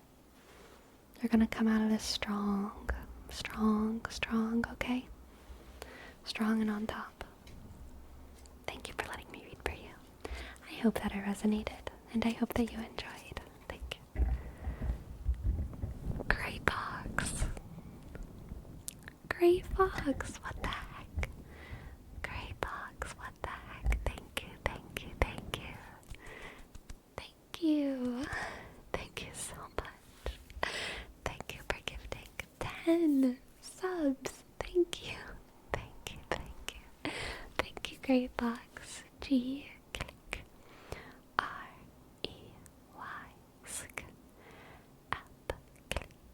O X 9 click 9 click 9 click 9 shk 9 shk. Thank you. Thank you. I have a sneeze in my nose. Oh. It went away, I think. Maybe it didn't. It turned into a yawn. Thank you so much. Thank you so much, Great Box. Thank you, thank you, thank you, thank you, thank you, thank you. I do try and tell it like it is, you know? I don't like it when tarot readers, I don't know, if it's not specific, if it's not what the cards actually say, then I feel like, what are you doing, you know? What are you doing? What are you even doing? Click, click, click, click, click, click, click, click, click, click, click. Do you think some tarot readers massage the messages to give people what they want to hear. Let me think. Oh God.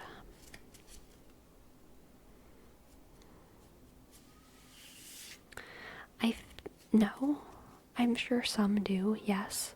Unfortunately, I've gotten a little bit jaded in recent years, maybe the past year, when it comes to a lot of tarot readers.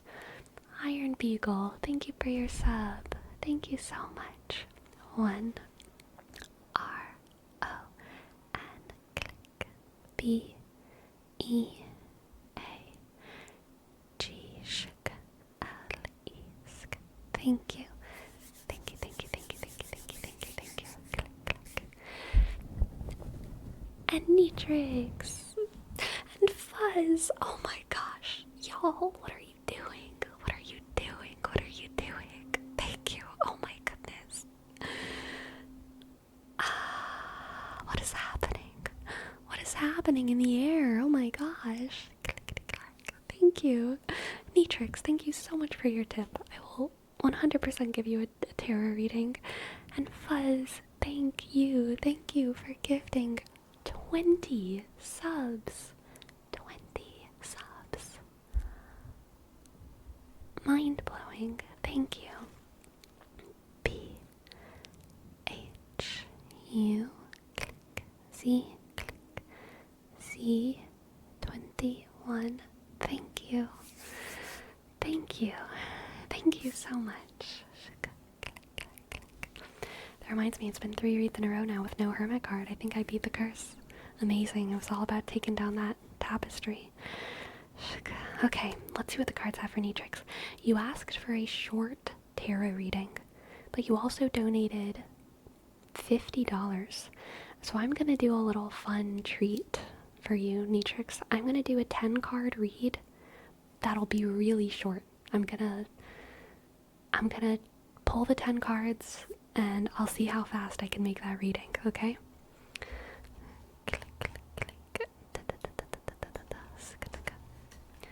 We have 7 of... Oh wait, I need a shuffle. I forgot the shuffling part.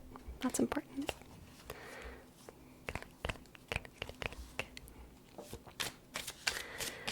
What do the cards have for Nitrixs? Nitrixs, Nitrixs, Nitrixs, Nitrixs, Nitrixs, Nitrixs. The Sun. And the 8 of Pentacles. Okay. Slay. The Sun. The 8 of Pentacles. The 8 of Swords.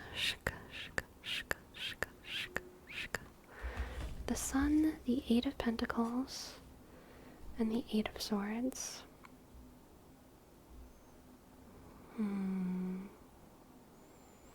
Okay, so this is some kind of truth that you're discovering in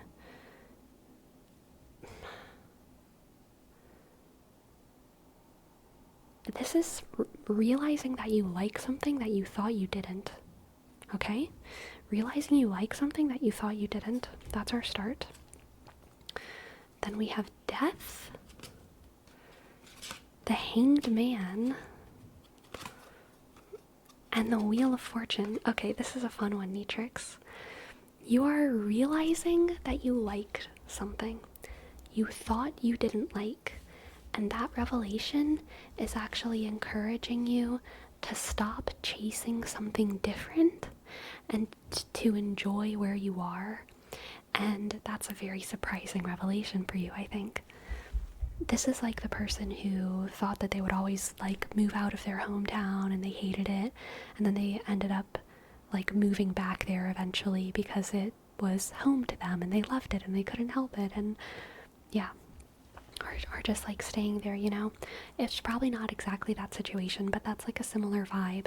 You're realizing that you liked something and you've spent a long time trying to resist it or run away from it or kind of ignoring it as a valid option, but you're realizing that it is a valid option, and realizing it's a valid and joyous option for you is encouraging you to stay stay stable.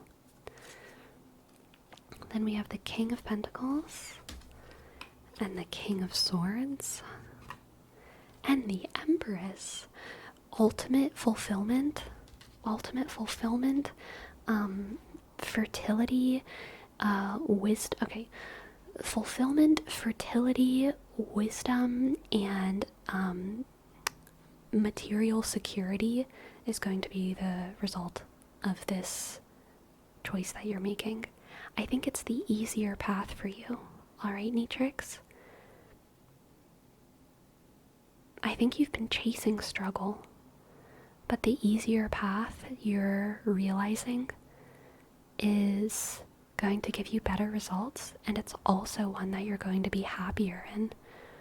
Why chase struggle? Why chase struggle when it doesn't bring you joy? Okay, one last card. Shook. Strength. The strength of honesty with oneself. The strength of honesty with oneself. You know yourself better than anyone else does. Okay, Nitrixs? You know yourself better than anyone else does. Shika, shika, shika, shika. And sometimes it takes a lot of strength and fortitude to be honest with ourselves. Click, click, shika, shika, shika. This is the trout and the lily of the valley. The trout and lily of the valley. Purification. Purification. Purification. Purification. Purification.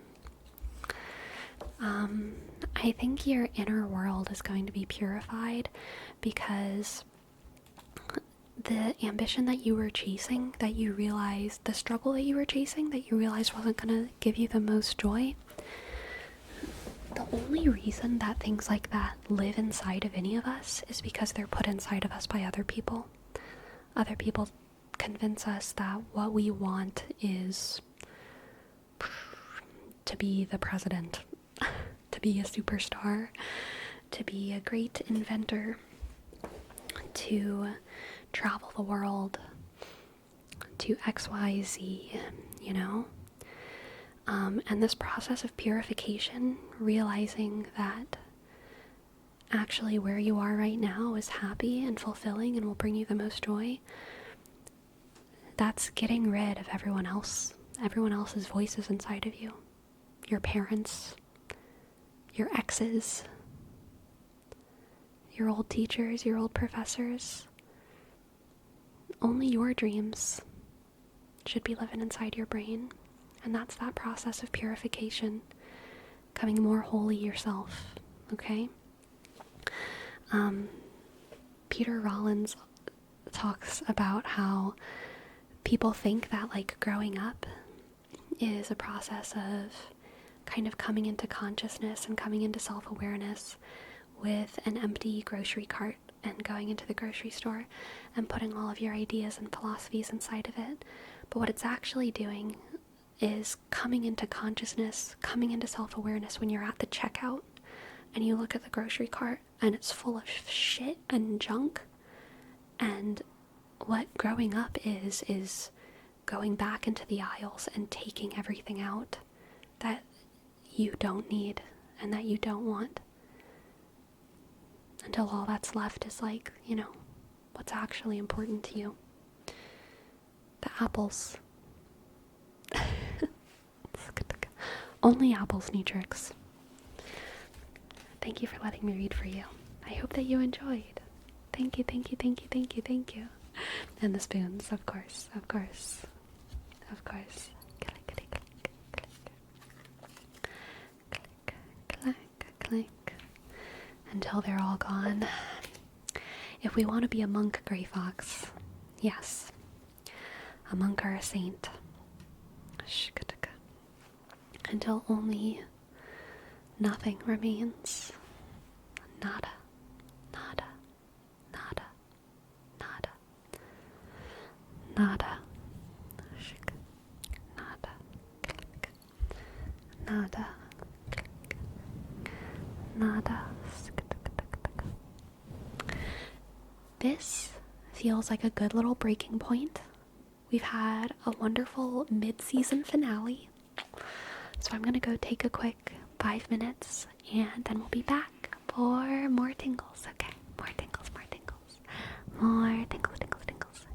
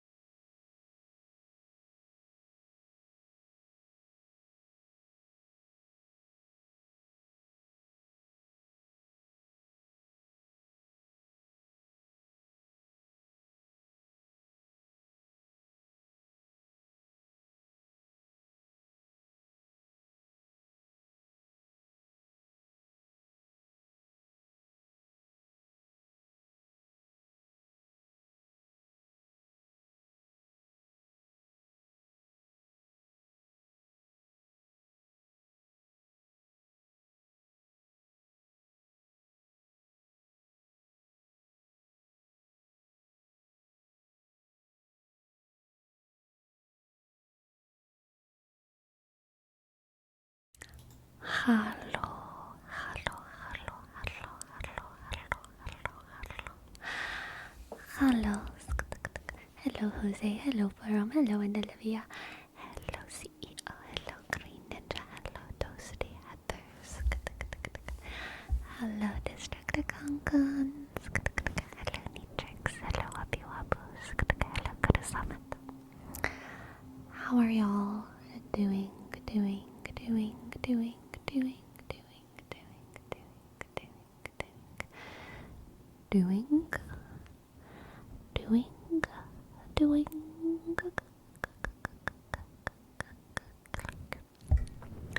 Did you drink water? Yes, I did.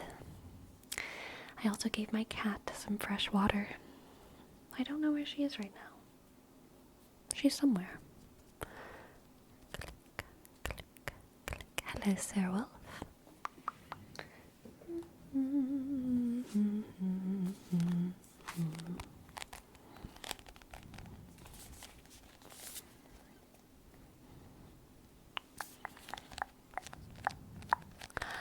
Wabi Wabu. Thank you for your prime.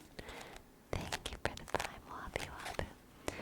W, click, A, B, sk, B, I, dot, W, shk, A, click, B, sk, B, shk, U, shk. Thank you, thank you, thank you, thank you. You got a 605? What are you talking about? I don't understand.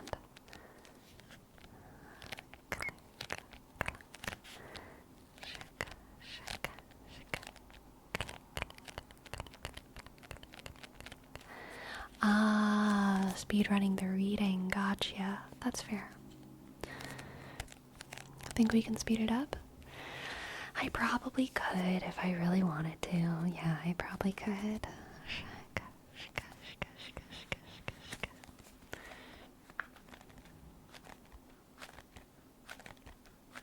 Contemplating what aisles all my shit needs to return to.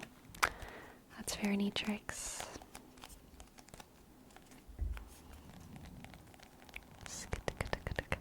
I too am constantly contemplating what aisles all my stuff needs to return to. Shika, shika, shika, shika, shika, shika, shika, shika. Spirituality is dangerous. It's dangerous, my friends. I oftentimes feel like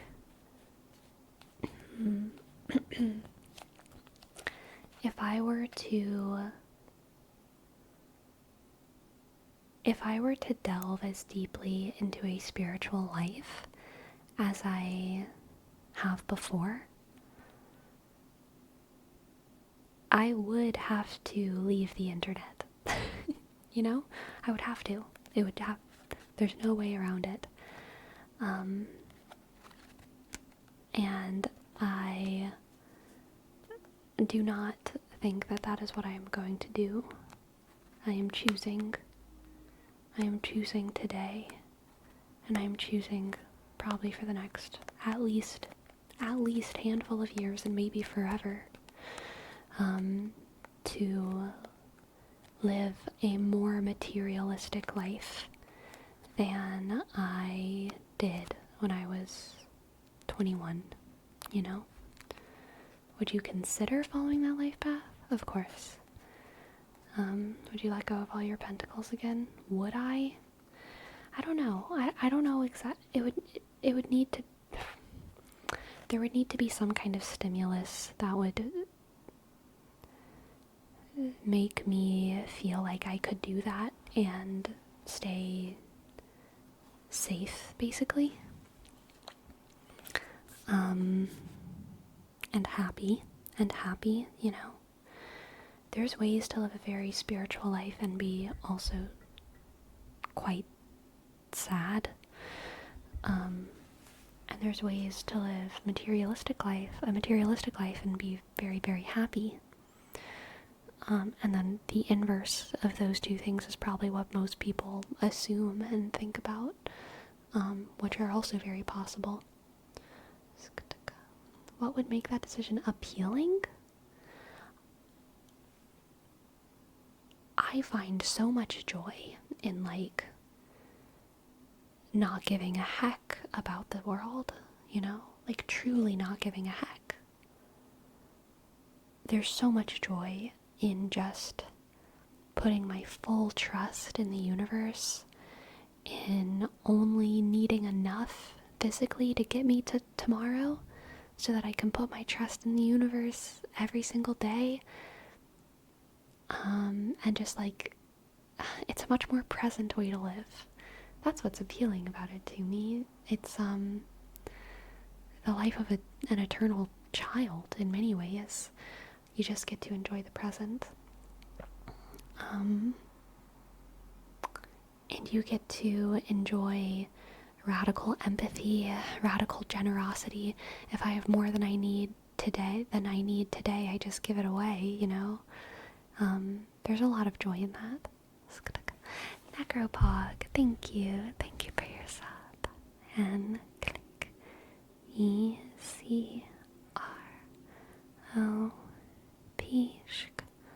OG.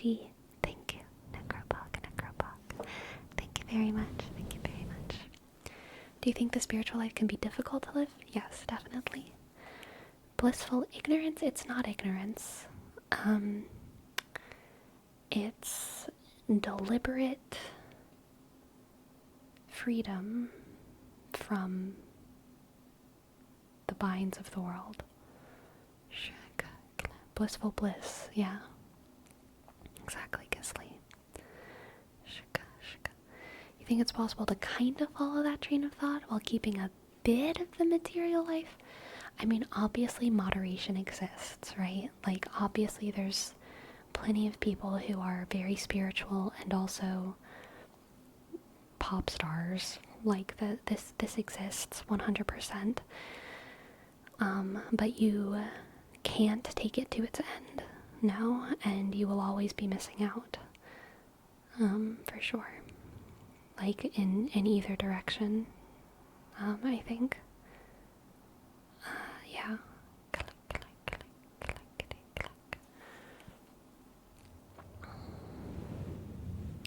I think spirituality becomes dangerous when you embrace it as a form of escapism and not addressing underlying issues. I mean, I think it depends on what you mean by that. When I think escapism, I think, yes, there's an underlying issue that needs to be addressed.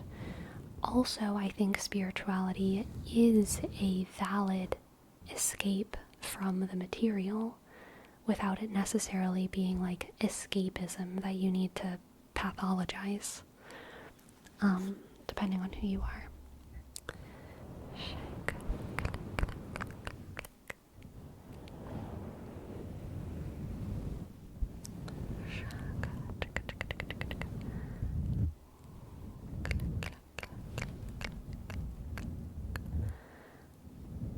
Where do you think you stand right now regarding that? How spiritual you are and how far you want to go? I'm definitely not where I want to be. And I need to clear my throat. I'm definitely not as far as I'd like to be. But I don't think I ever will be, and I think that that's good. I don't really think I could quantify it in any kind of way, though. I feel like I used to be at like a 9, an 8 or 9 spiritually, and like maybe now I'm more like a 7, and that's my own scale. That's my best job at quantifying it. I'm not gonna talk about what that scale is based on because I think that would get too personal. I would assume though that my 7 is not someone else's 7 and my 9 is not someone else's 9. So like I think it's kind of impossible for you to understand like what I mean by that. But on a surface level, yeah, I feel like I'm two or so degrees away from where I used to be spiritually. Does that bar mean being in a cloister with nuns, or more metaphysical? It doesn't need to be being in a cloister. I think that would be one expression of it. One expression of it would be, yeah, being in a cloister with fellow nuns. But that would be probably like a 10, not a 9, assuming that we weren't talking about day 1 and maybe we were talking about like year 7 or 8 or 9 of being a nun or whatever.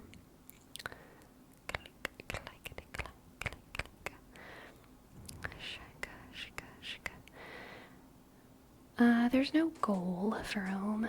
There's just living life and trying my best. How many Scovilles? I don't know what that is.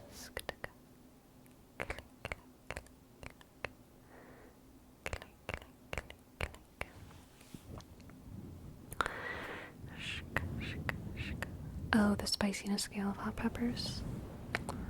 Gotcha.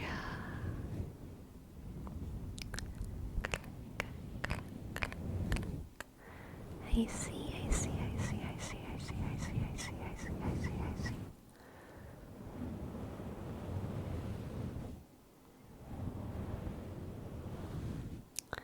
You seem grounded by knowledge and realism, yet still allow yourself to entertain mystical beliefs and trust in the invisible. That is true. That is a good assessment, Nitrixs. I think that is very true. Yeah. So, interestingly,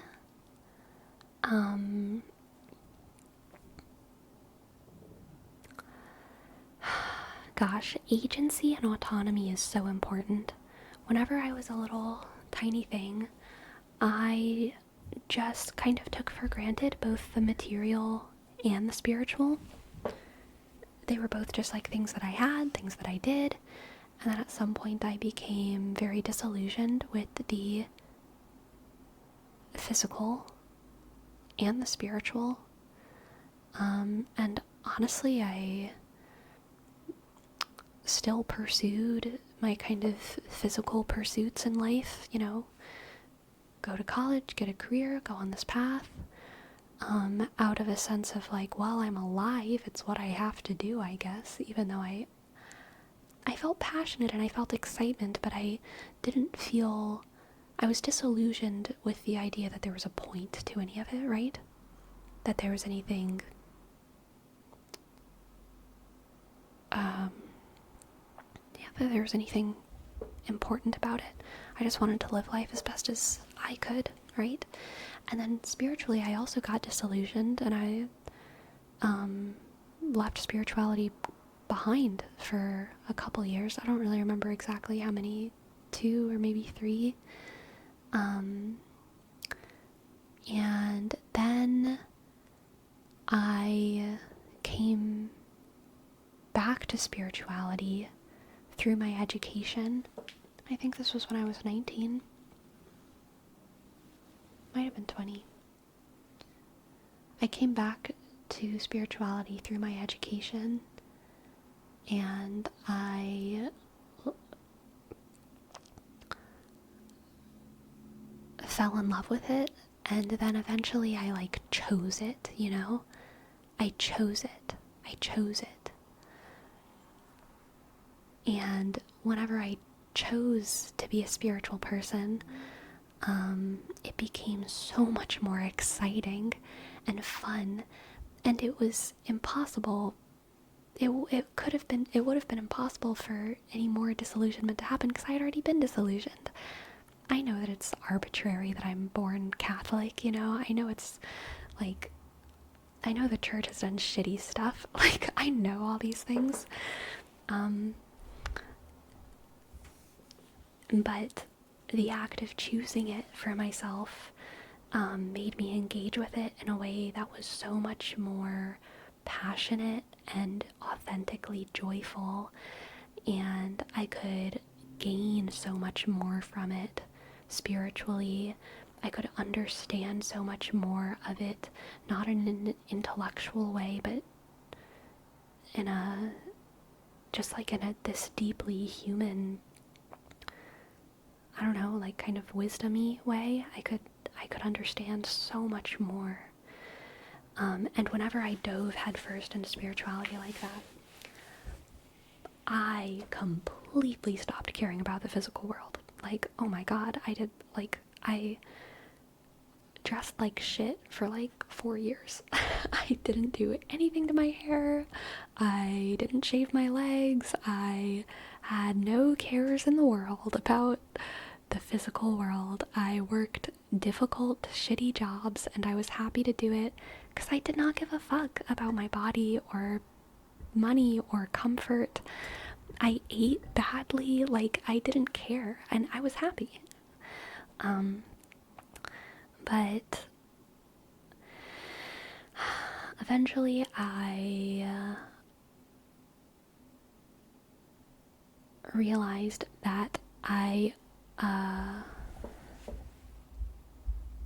wanted to live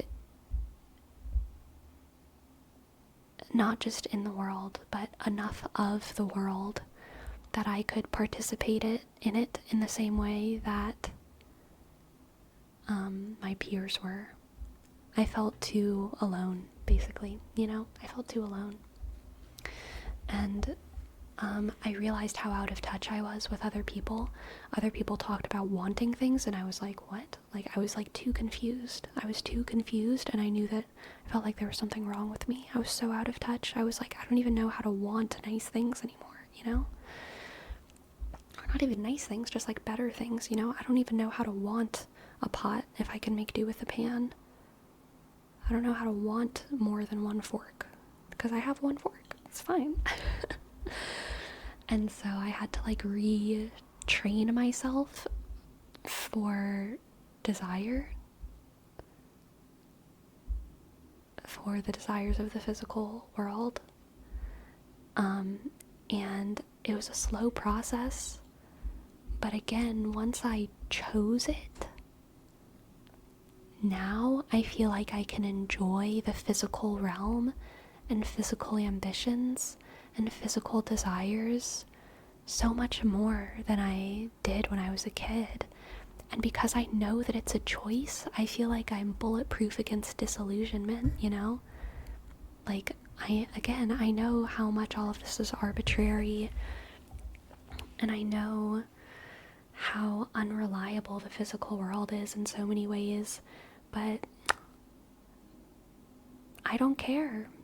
I've chosen to live this now, and I've also chosen to be a spiritual person, and because it's because I have that agency, I'm just able to enjoy so much more. I enjoy owning all my books. I enjoy owning my cat ears. I enjoy shopping again, and when I had totally lost that for a couple years, I enjoy the idea of decorating my house or my apartment and like all of these things. I enjoy ambition. I enjoy thinking about things that I could create one day and things that I could do one day in like a business sense. And that is very exciting to me. That's very exciting. So yeah, I don't know exactly like what I'm headed towards when it comes to the balance of the spiritual and the material.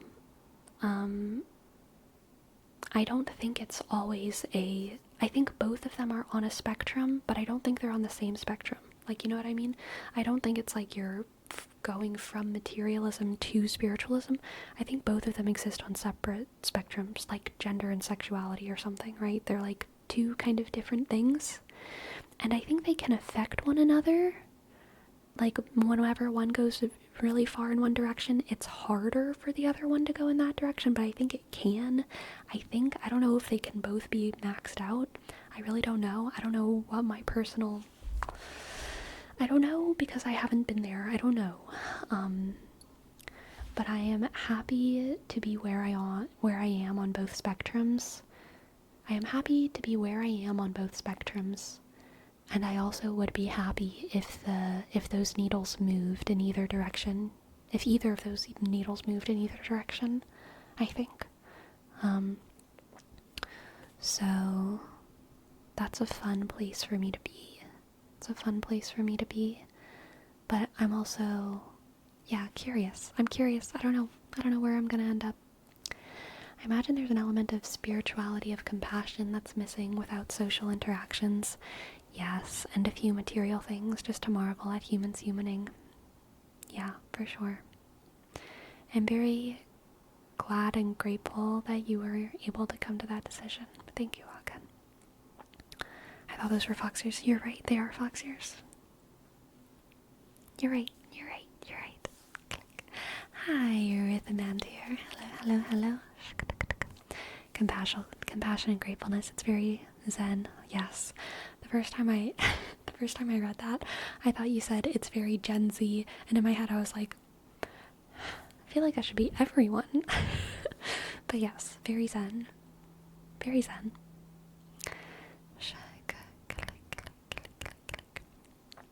I had my agnostic phase during adolescence, but growing up I felt like I rediscovered things that make me recover my spirituality, even though I'm not as spiritual as I could be. Yeah, Jose, that's fair.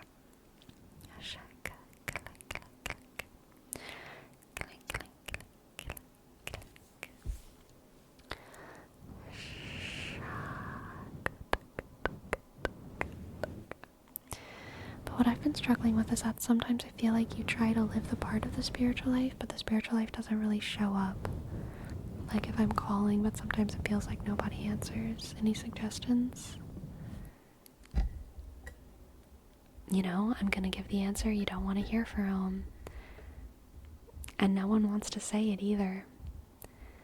But I think it's a time issue. I think you literally, I don't know about you, but I think a lot of people who struggle to like feel spiritual, make contact, whatever, I think what it is actually time. I think the world has tricked us that if the material world, the physical world, has taught us that if we like try hard enough or do things with the right technique, then we'll get it pretty fast. But spirituality is one of those things that the perfect technique means that it takes like 10 plus hours a week for it to start feeling good, for you to make that contact, you know? Even if you pray with the perfect technique once a week for 20 minutes, it's not gonna feel good. It's not enough time. Like, time is a very important element. And just sitting in that silence and it feeling unfulfilling for a long time is like a very important ingredient. Very important ingredient. Oh, I'm letting it go with the flow, Destructicon. I'm happy with my situation. I'm happy.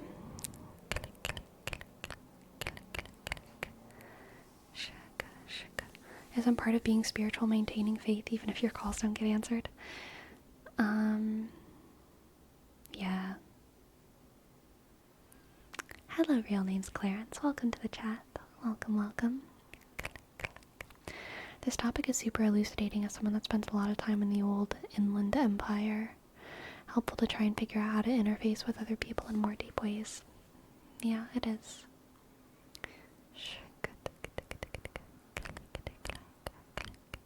I feel like it's very, you gotta jump off the spiritual deep end. Yeah.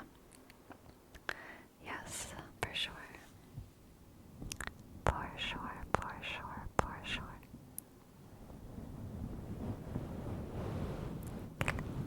Good night, Ogden. Hope you have a good one. So the idea should not be to feel disillusioned. Wait. The idea should be to not feel disillusioned and just keep working on it. Yeah. But also, like, I don't know, just like because of the way that you say it, it makes me feel like you're approaching it like a job or like a task that's like frustrating or hard, but it should be like a joyful thing. But I don't know how to make you feel that.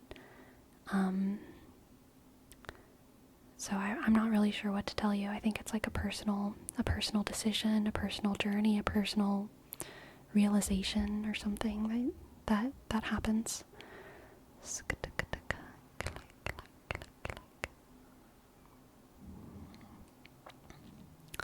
It just feels like you're not getting results, but I know that's a bad way to put it.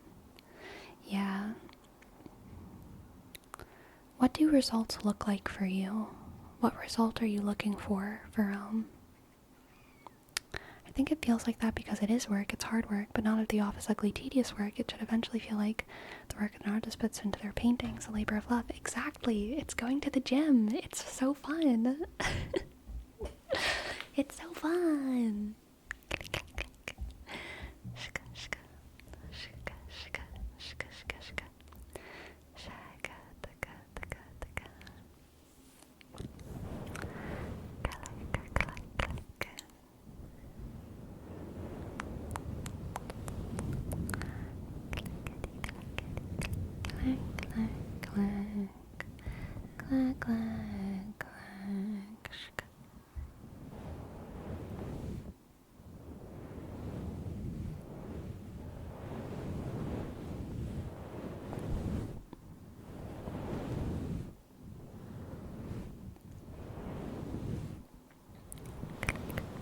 How's your night so far? My night's been great, spooky fish. I hope you've been well. I feel like some of those results overlap with the physical world, which I know they shouldn't, but also I don't know. To get to feel it more, if you can understand me. Like you want to feel magical feelings in your brain? I know that sounds like I'm condescending, but I'm like dead serious. That's a super okay ambition. Very normal. I also want to feel magical feelings in my brain, but I'm wondering if that's what you're talking about. Yeah?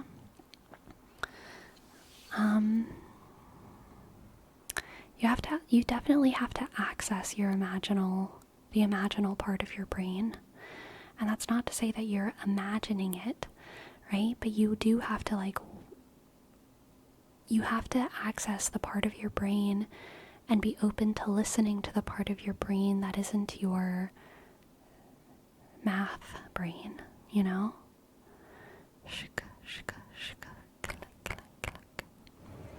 Have you ever had to encourage someone at church? No, I don't think so. I think some of that can come from cultivating the mind-body connection, so stuff like exercise can help it, and a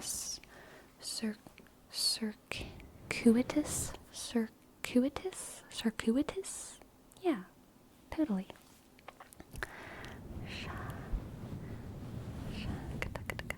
How can a god just give me lactose intolerance? I just want to eat ice cream without pooping. Please send help.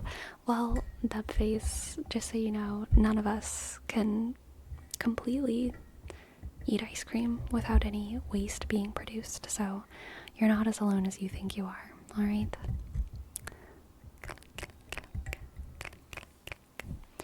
Farewell, Hagen. Farewell. You're very welcome.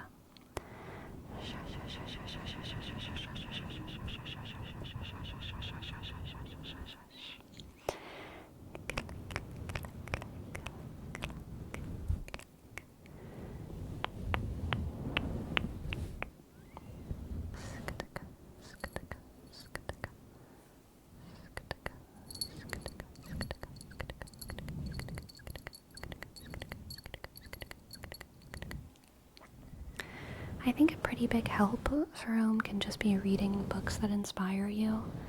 And it's gonna be different books for everyone, but that can be a pretty good start. I feel it would always be an ongoing and playing some long, intricate, subtle dance that's involving everyone. The sum of your experiences is probably its way of answering you, but it's never going to feel direct. Ah, that is a beautiful answer, Nitrixs. Yes. It would be an always ongoing and playing some long, intricate, subtle dance that's involving everyone. The sum of your expectations is probably its way of answering you, but it's never going to feel direct. Yeah. Yeah. It's true. But also, I don't know, the way I engage with the universe, even though sometimes it doesn't feel direct, I've talked to you before about how, like, or you as in y'all chat, I've talked to y'all before about how, like, I feel like I engage with the world a lot of the time as, like, an ongoing conversation with, like, God or whatever, the universe. And that's a very, for me, like, joyful way to live, you know? Everything I see, I'm like, oh my gosh, God, you quirky guy. I can't believe you showed me that. I can't believe you gave me that. A lot of times when, like, when inconvenient things happen, I'm like, oh my gosh, God is playing pranks on me, but not in, like, a mean way. Like, I believe that I'm being humbled in a way that's probably good for me. And it's definitely, like, it's not a part of my spirituality that I take seriously per se, because it's rather grandiose, and it does kind of some people might hear that and think that I'm putting myself at the center of the universe, but I think that God is doing that with everyone all the time. I don't think it's like God is talking to me in any special way. He's just talking to me in my special way, but I think he's talking to everyone in special ways.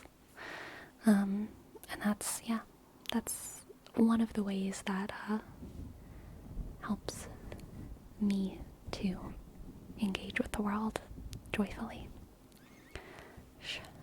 I'm super amused at the most mundane coincidences. Yeah, absolutely.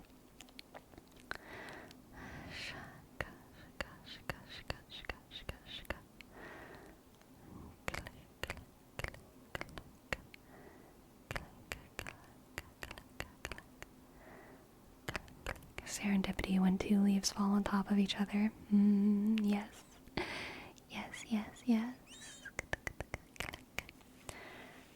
I like to think that our hope and mutual determination is a physical manifestation of it.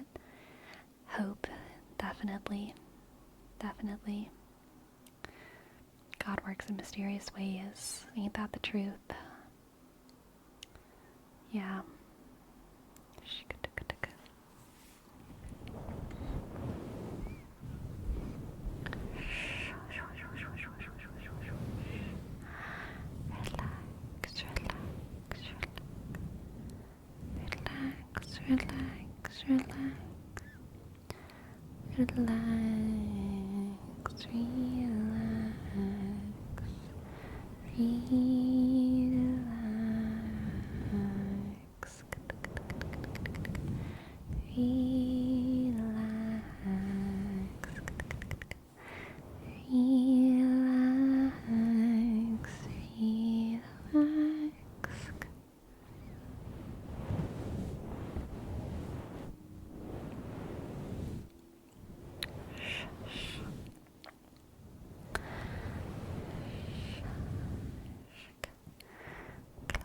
I will agree that a lot of the faith answers are not satisfying from someone to the outside trying to look in.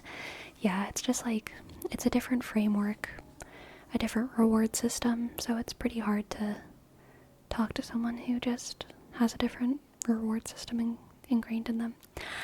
Little Sharky! Oh my goodness! Little Sharky. Y'all, Little Sharky sent me a package this week, and it was so cute. It blew my mind. It blew my mind with how freaking cute it was. Okay. They got me some accessories to use in a perhaps elven roleplay, but I have a little confession, Little Sharky. I may have used them for the roleplay that's going to come out tomorrow. and it is not an elven roleplay. But I hope that you enjoy it nonetheless. I really hope that you enjoy it nonetheless. And McJake. Hello,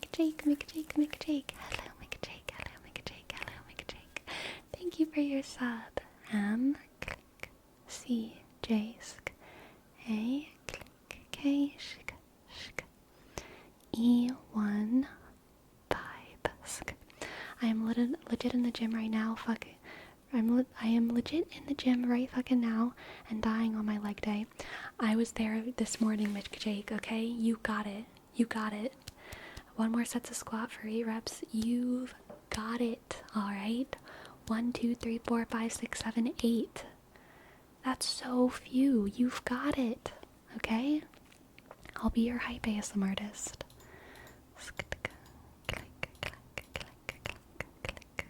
Let's go, gang. I have decided for my squats to massively lower my weight so that I can really focus on my form and make sure that I'm practicing doing a squat as deep as I want, with good form, with good balance, with good technique. So I've lowered my weight all the way down to 55 pounds, and I'm just doing more reps, more sets. I think today I did 4 sets of 12. And I feel pretty happy with them. They were still very hard. Because I'm going so much deeper and using better technique, they're actually much more cardiovascularly challenging, I would say. And I did a couple partial reps at the bottom of the range as well. Jamie, hello, welcome, Jamie. You get to failure? You know, I never go until I can't stand up, which is what failure is, right? But I mean, I go until I can't do another rep. Yes. But I have that last stand up and put the thing back in me still, for sure. I want to talk about more of the little Sharky package though. So I got some accessories to use for role plays. They also gave me these 2 beautiful crystals. This one is amethyst and clear quartz. This is the prettiest clear quartz I have now. This is so beautiful. Insanely gorgeous. I'm obsessed with it. And then this amethyst is beautiful as well. Oh god, that could have been so much louder. That was my whole ukulele falling. And then I also received a lovely card from them, which is super happy making. This cute little mushroom. Look at them. Look at this little mushroom. Look at them. They're so cute.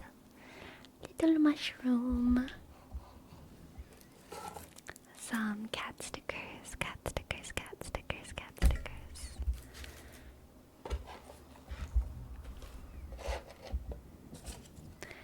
Some David's tea. I am very excited to try some of these. I actually might drink one of these after stream tonight. Probably the cinnamon rooibos chai because it's caffeine free. And that sounds lovely to me. They also sent me pictures of their cat. Look at this. Look at this cute little guy. Look at this little stinker. Look at how cute they are. Stinky. Head empty, Stinky. So cute. So precious.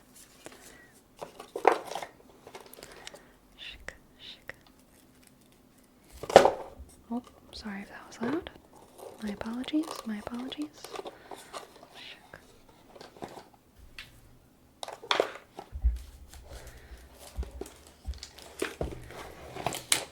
And then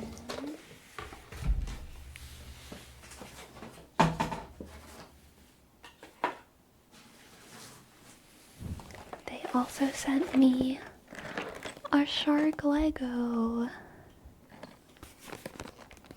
A shark Lego. Little sharky, little sharky, little sharky, little sharky, little sharky.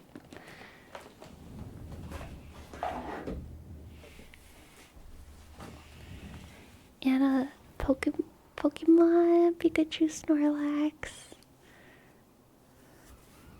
Squishy, squishy, squishy, squishy, squishy, squishy, squishy. Cute. Cute, cute, cute, cute. Cute, cute, cute. And last but not least,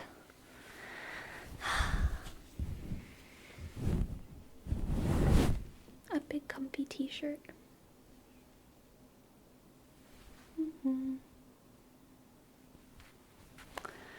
Big comfy t-shirts are always in high demand, so I am excited.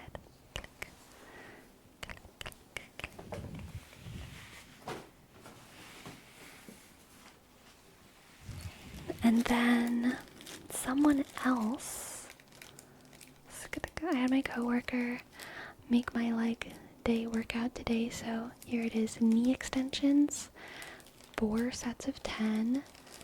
I did also 4 sets of 10. Are knee extensions the same as leg extensions? I think so. Leg press, barbell squat, RDLs, lying hamstring curls, seated calf raises, tibialis raises? I don't think I know what a tibialis raise is. Hip abductors. Dang. Nice. Yes, they are. Okay, cool. Cool. Sounds like a good one, McJake. Sounds like a good one. Click, click, click. Thank you so much, little Sharky. I am so very grateful. I am so excited for all these things. It really made me smile, especially reading the letter. Receiving letters and writing and postcards are so freaking, makes it so freaking happy making, okay? And someone else sent me, a mystery person sent me this beautiful diadem. So whoever that was, thank you very much. And it also came with this necklace, but I have to untangle it. It was a little bit tangled. It's a little bit tangled, so I need to untangle it. But it's very beautiful. Very beautiful. Very beautiful. Very beautiful. Shaka. Shaka. Shaka. Shaka. Shaka. Shaka. Are you sure it's a necklace? No. I'm not. Let me see.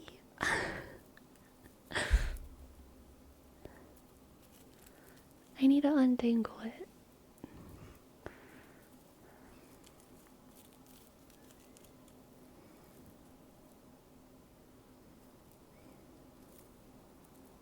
I think it's probably a necklace, right? Is it a crazy bracelet thing? I think it's a necklace.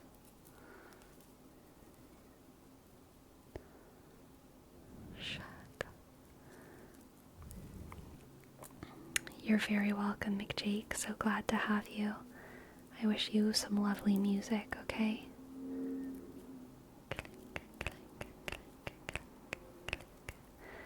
Untangling song, untangling song. Shaka, shaka. Maybe it's one of those that you drape over the tiara like Galadriel. Very possible. Shaka, shaka, shaka, shaka. Oh, we're making progress.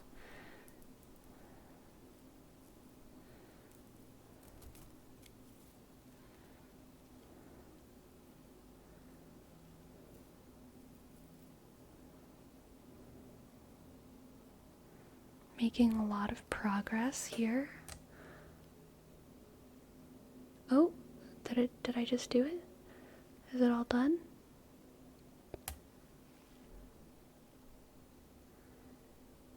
So these two bits are supposed to go together. I think it's a necklace, right? It looks way too big. No, it's not way too big. Let's see. This might be a little bit difficult to do because I can't see it. Okay, I got it.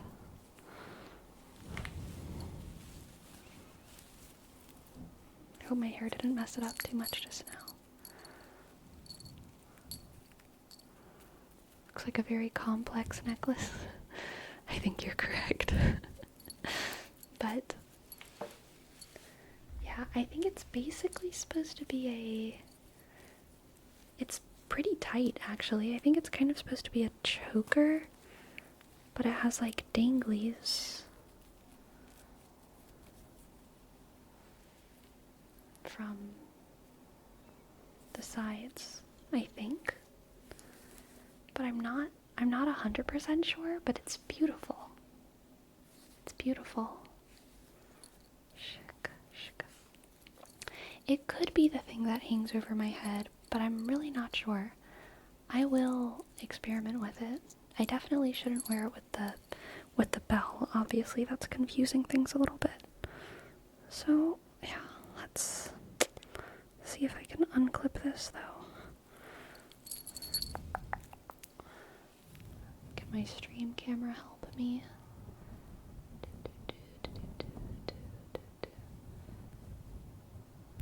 There we go.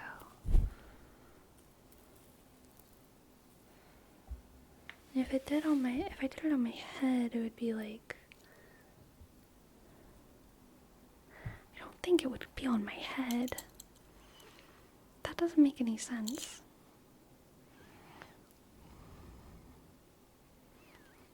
I don't think it's big enough to go over my head. Do a quick experiment, take off the cat ears.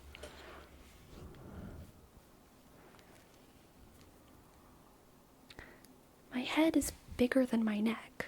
I mean, like, so there's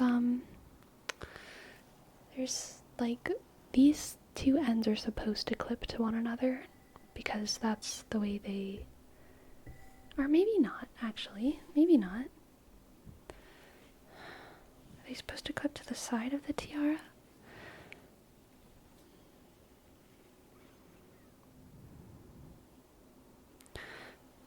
Let me clip the tiara correctly.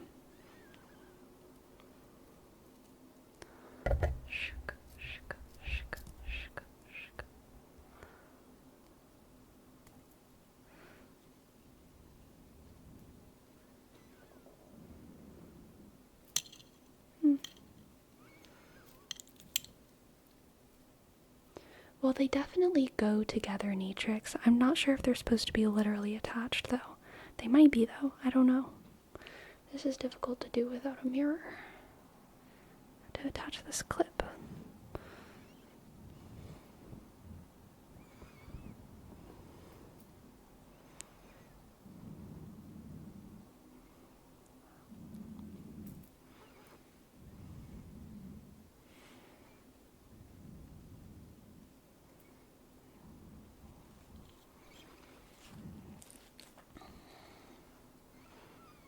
And then, how would this thing clip?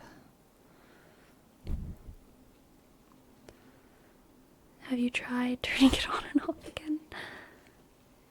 So yeah, okay, it could clip to the sides. It could clip to the sides here. Like right here. Yeah.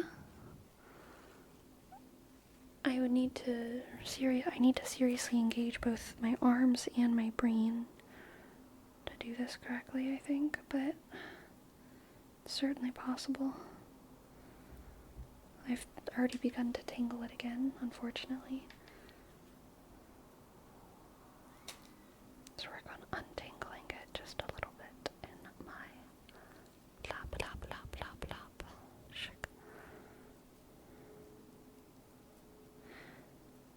it definitely does not go in front. In front would not make sense.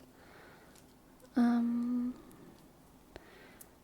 I think it goes on, I think it clips onto the back, and these like dangly bits are on the sides. You know what I mean? So I don't know if y'all can see, you know? Like that.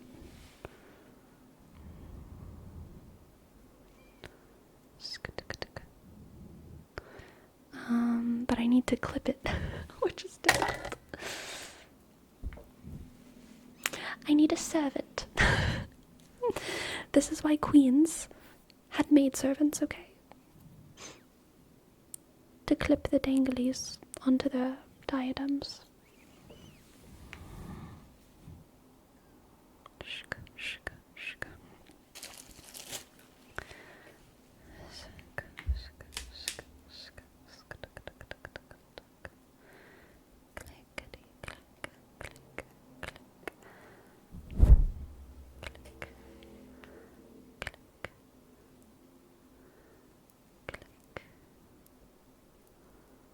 Wait, am I being an idiot?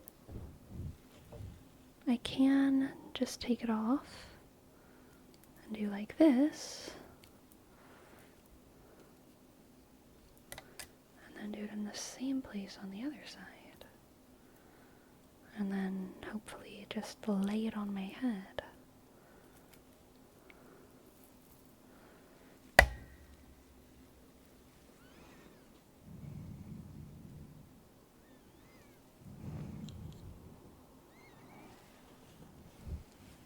Yeah, like that.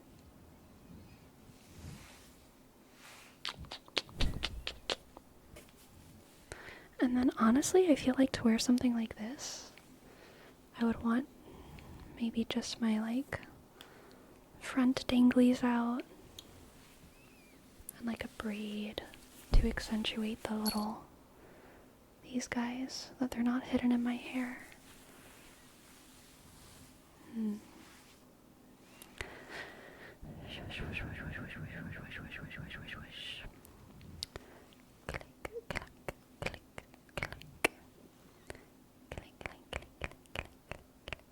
I had no idea you stream here. What a pleasant surprise. I do. Welcome, Dennis. Welcome, Dennis. Okay. Well, thank you very, very much to the anonymous sender of this beautiful diadem. I am sure I will use it.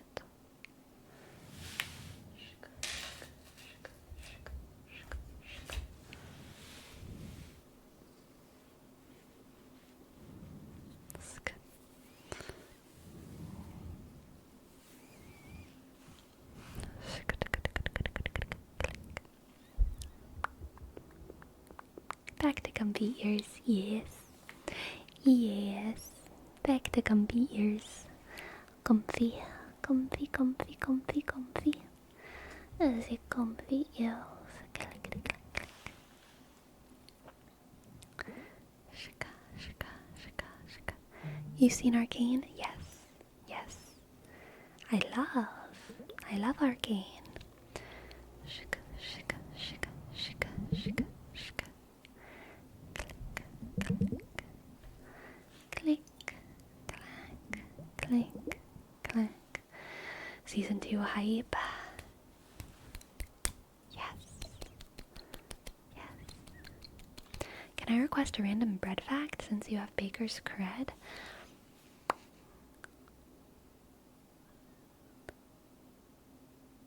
For most breads, you don't want big holes in them. But for ciabatta bread, you want big holes in it. Whenever you cut a slice of ciabatta bread, you want to have massive holes in it. Like Swiss cheese, almost. Whenever you cut a slice of sourdough bread, you want it to be smooth, no big holes in it. If there's big holes in it, there was a proofing problem for sourdough or whole wheat or something. Proofing problem. But yeah, with focaccia or with ciabatta, you want lots of big, massive, various sizes and shapes of air holes.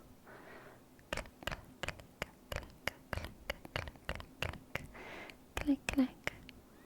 Is that the one used for garlic bread? You can use anything to make garlic bread.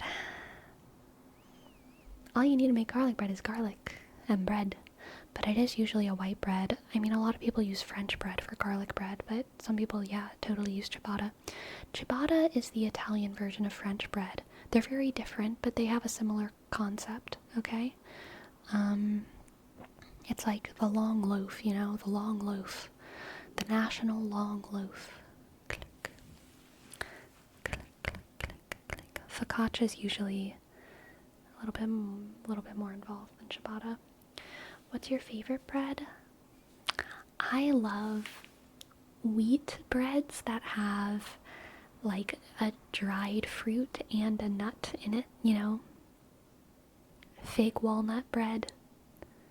I love walnut. Okay, so whenever you put walnut in wheat bread and you mix it into the dough, it turns the dough purple, which is like super fun. So I love putting walnuts in bread. And I love putting figs and raisins and apricots in bread. I love dried fruit and dried nuts in or normal nuts in my bread, for sure. Thoughts on rye bread? Pretty good, but that's it. I love pumpernickel, but not a lot of vegan pumpernickel in the world. Are you more of a dense bread, hard outside bread, or airy bread? I love hard outside bread, okay? I love hard outside bread. I like crunchy, crunch, crunchy, crunch. Crunch, crunch, crunch. Alright, my friends, it is that time. I've had such a lovely time streaming tonight with y'all. I'm excited to continue next week. Alright, click. What should we name the stream? What have we talked about? I know we talked about veganism, and we did a good bit of tarot. We did spirituality. Algorithm. I don't even remember talking about the algorithm. Veganism in ancient times. Oh yeah, we can just do ancient veganism, spiritual life, and bread. How's this? YouTube algorithm? I literally don't. Oh, yeah. I remember, like our recommended feeds, right? Ancient veganism, spiritual life, and bread? How's that? How's that? How's that? Shuck. Yeah. Cool beans. Yeah, I totally forgot. Whenever I think YouTube algorithm, I think so selfishly. I'm like, when was I talking about, like, strategies on how to make videos go viral? But it was the other way. It was the other way y'all were talking about. I was talking about what gets recommended on my feed. Not how my videos can go off.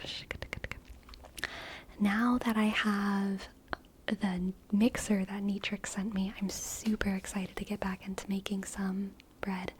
I haven't done any yet. I hope that I have time to this weekend. I'm not totally sure if I will. I'll probably start with something pretty easy though, just like whole wheat bread. Maybe I'll throw in some walnuts if I'm feeling dangerous. If I'm feeling purple, dabba-dee dabba-die, dabba-dee dabba-die. Purple, purple, purple, purple, purple, purple, purple. Shika, shika. Probably from. Obviously I have no plans yet, but I would love to. Nuts and bread. Nuts and bread, nuts and bread. Let's see, who are we gonna raid? Who are we gonna raid? Raid.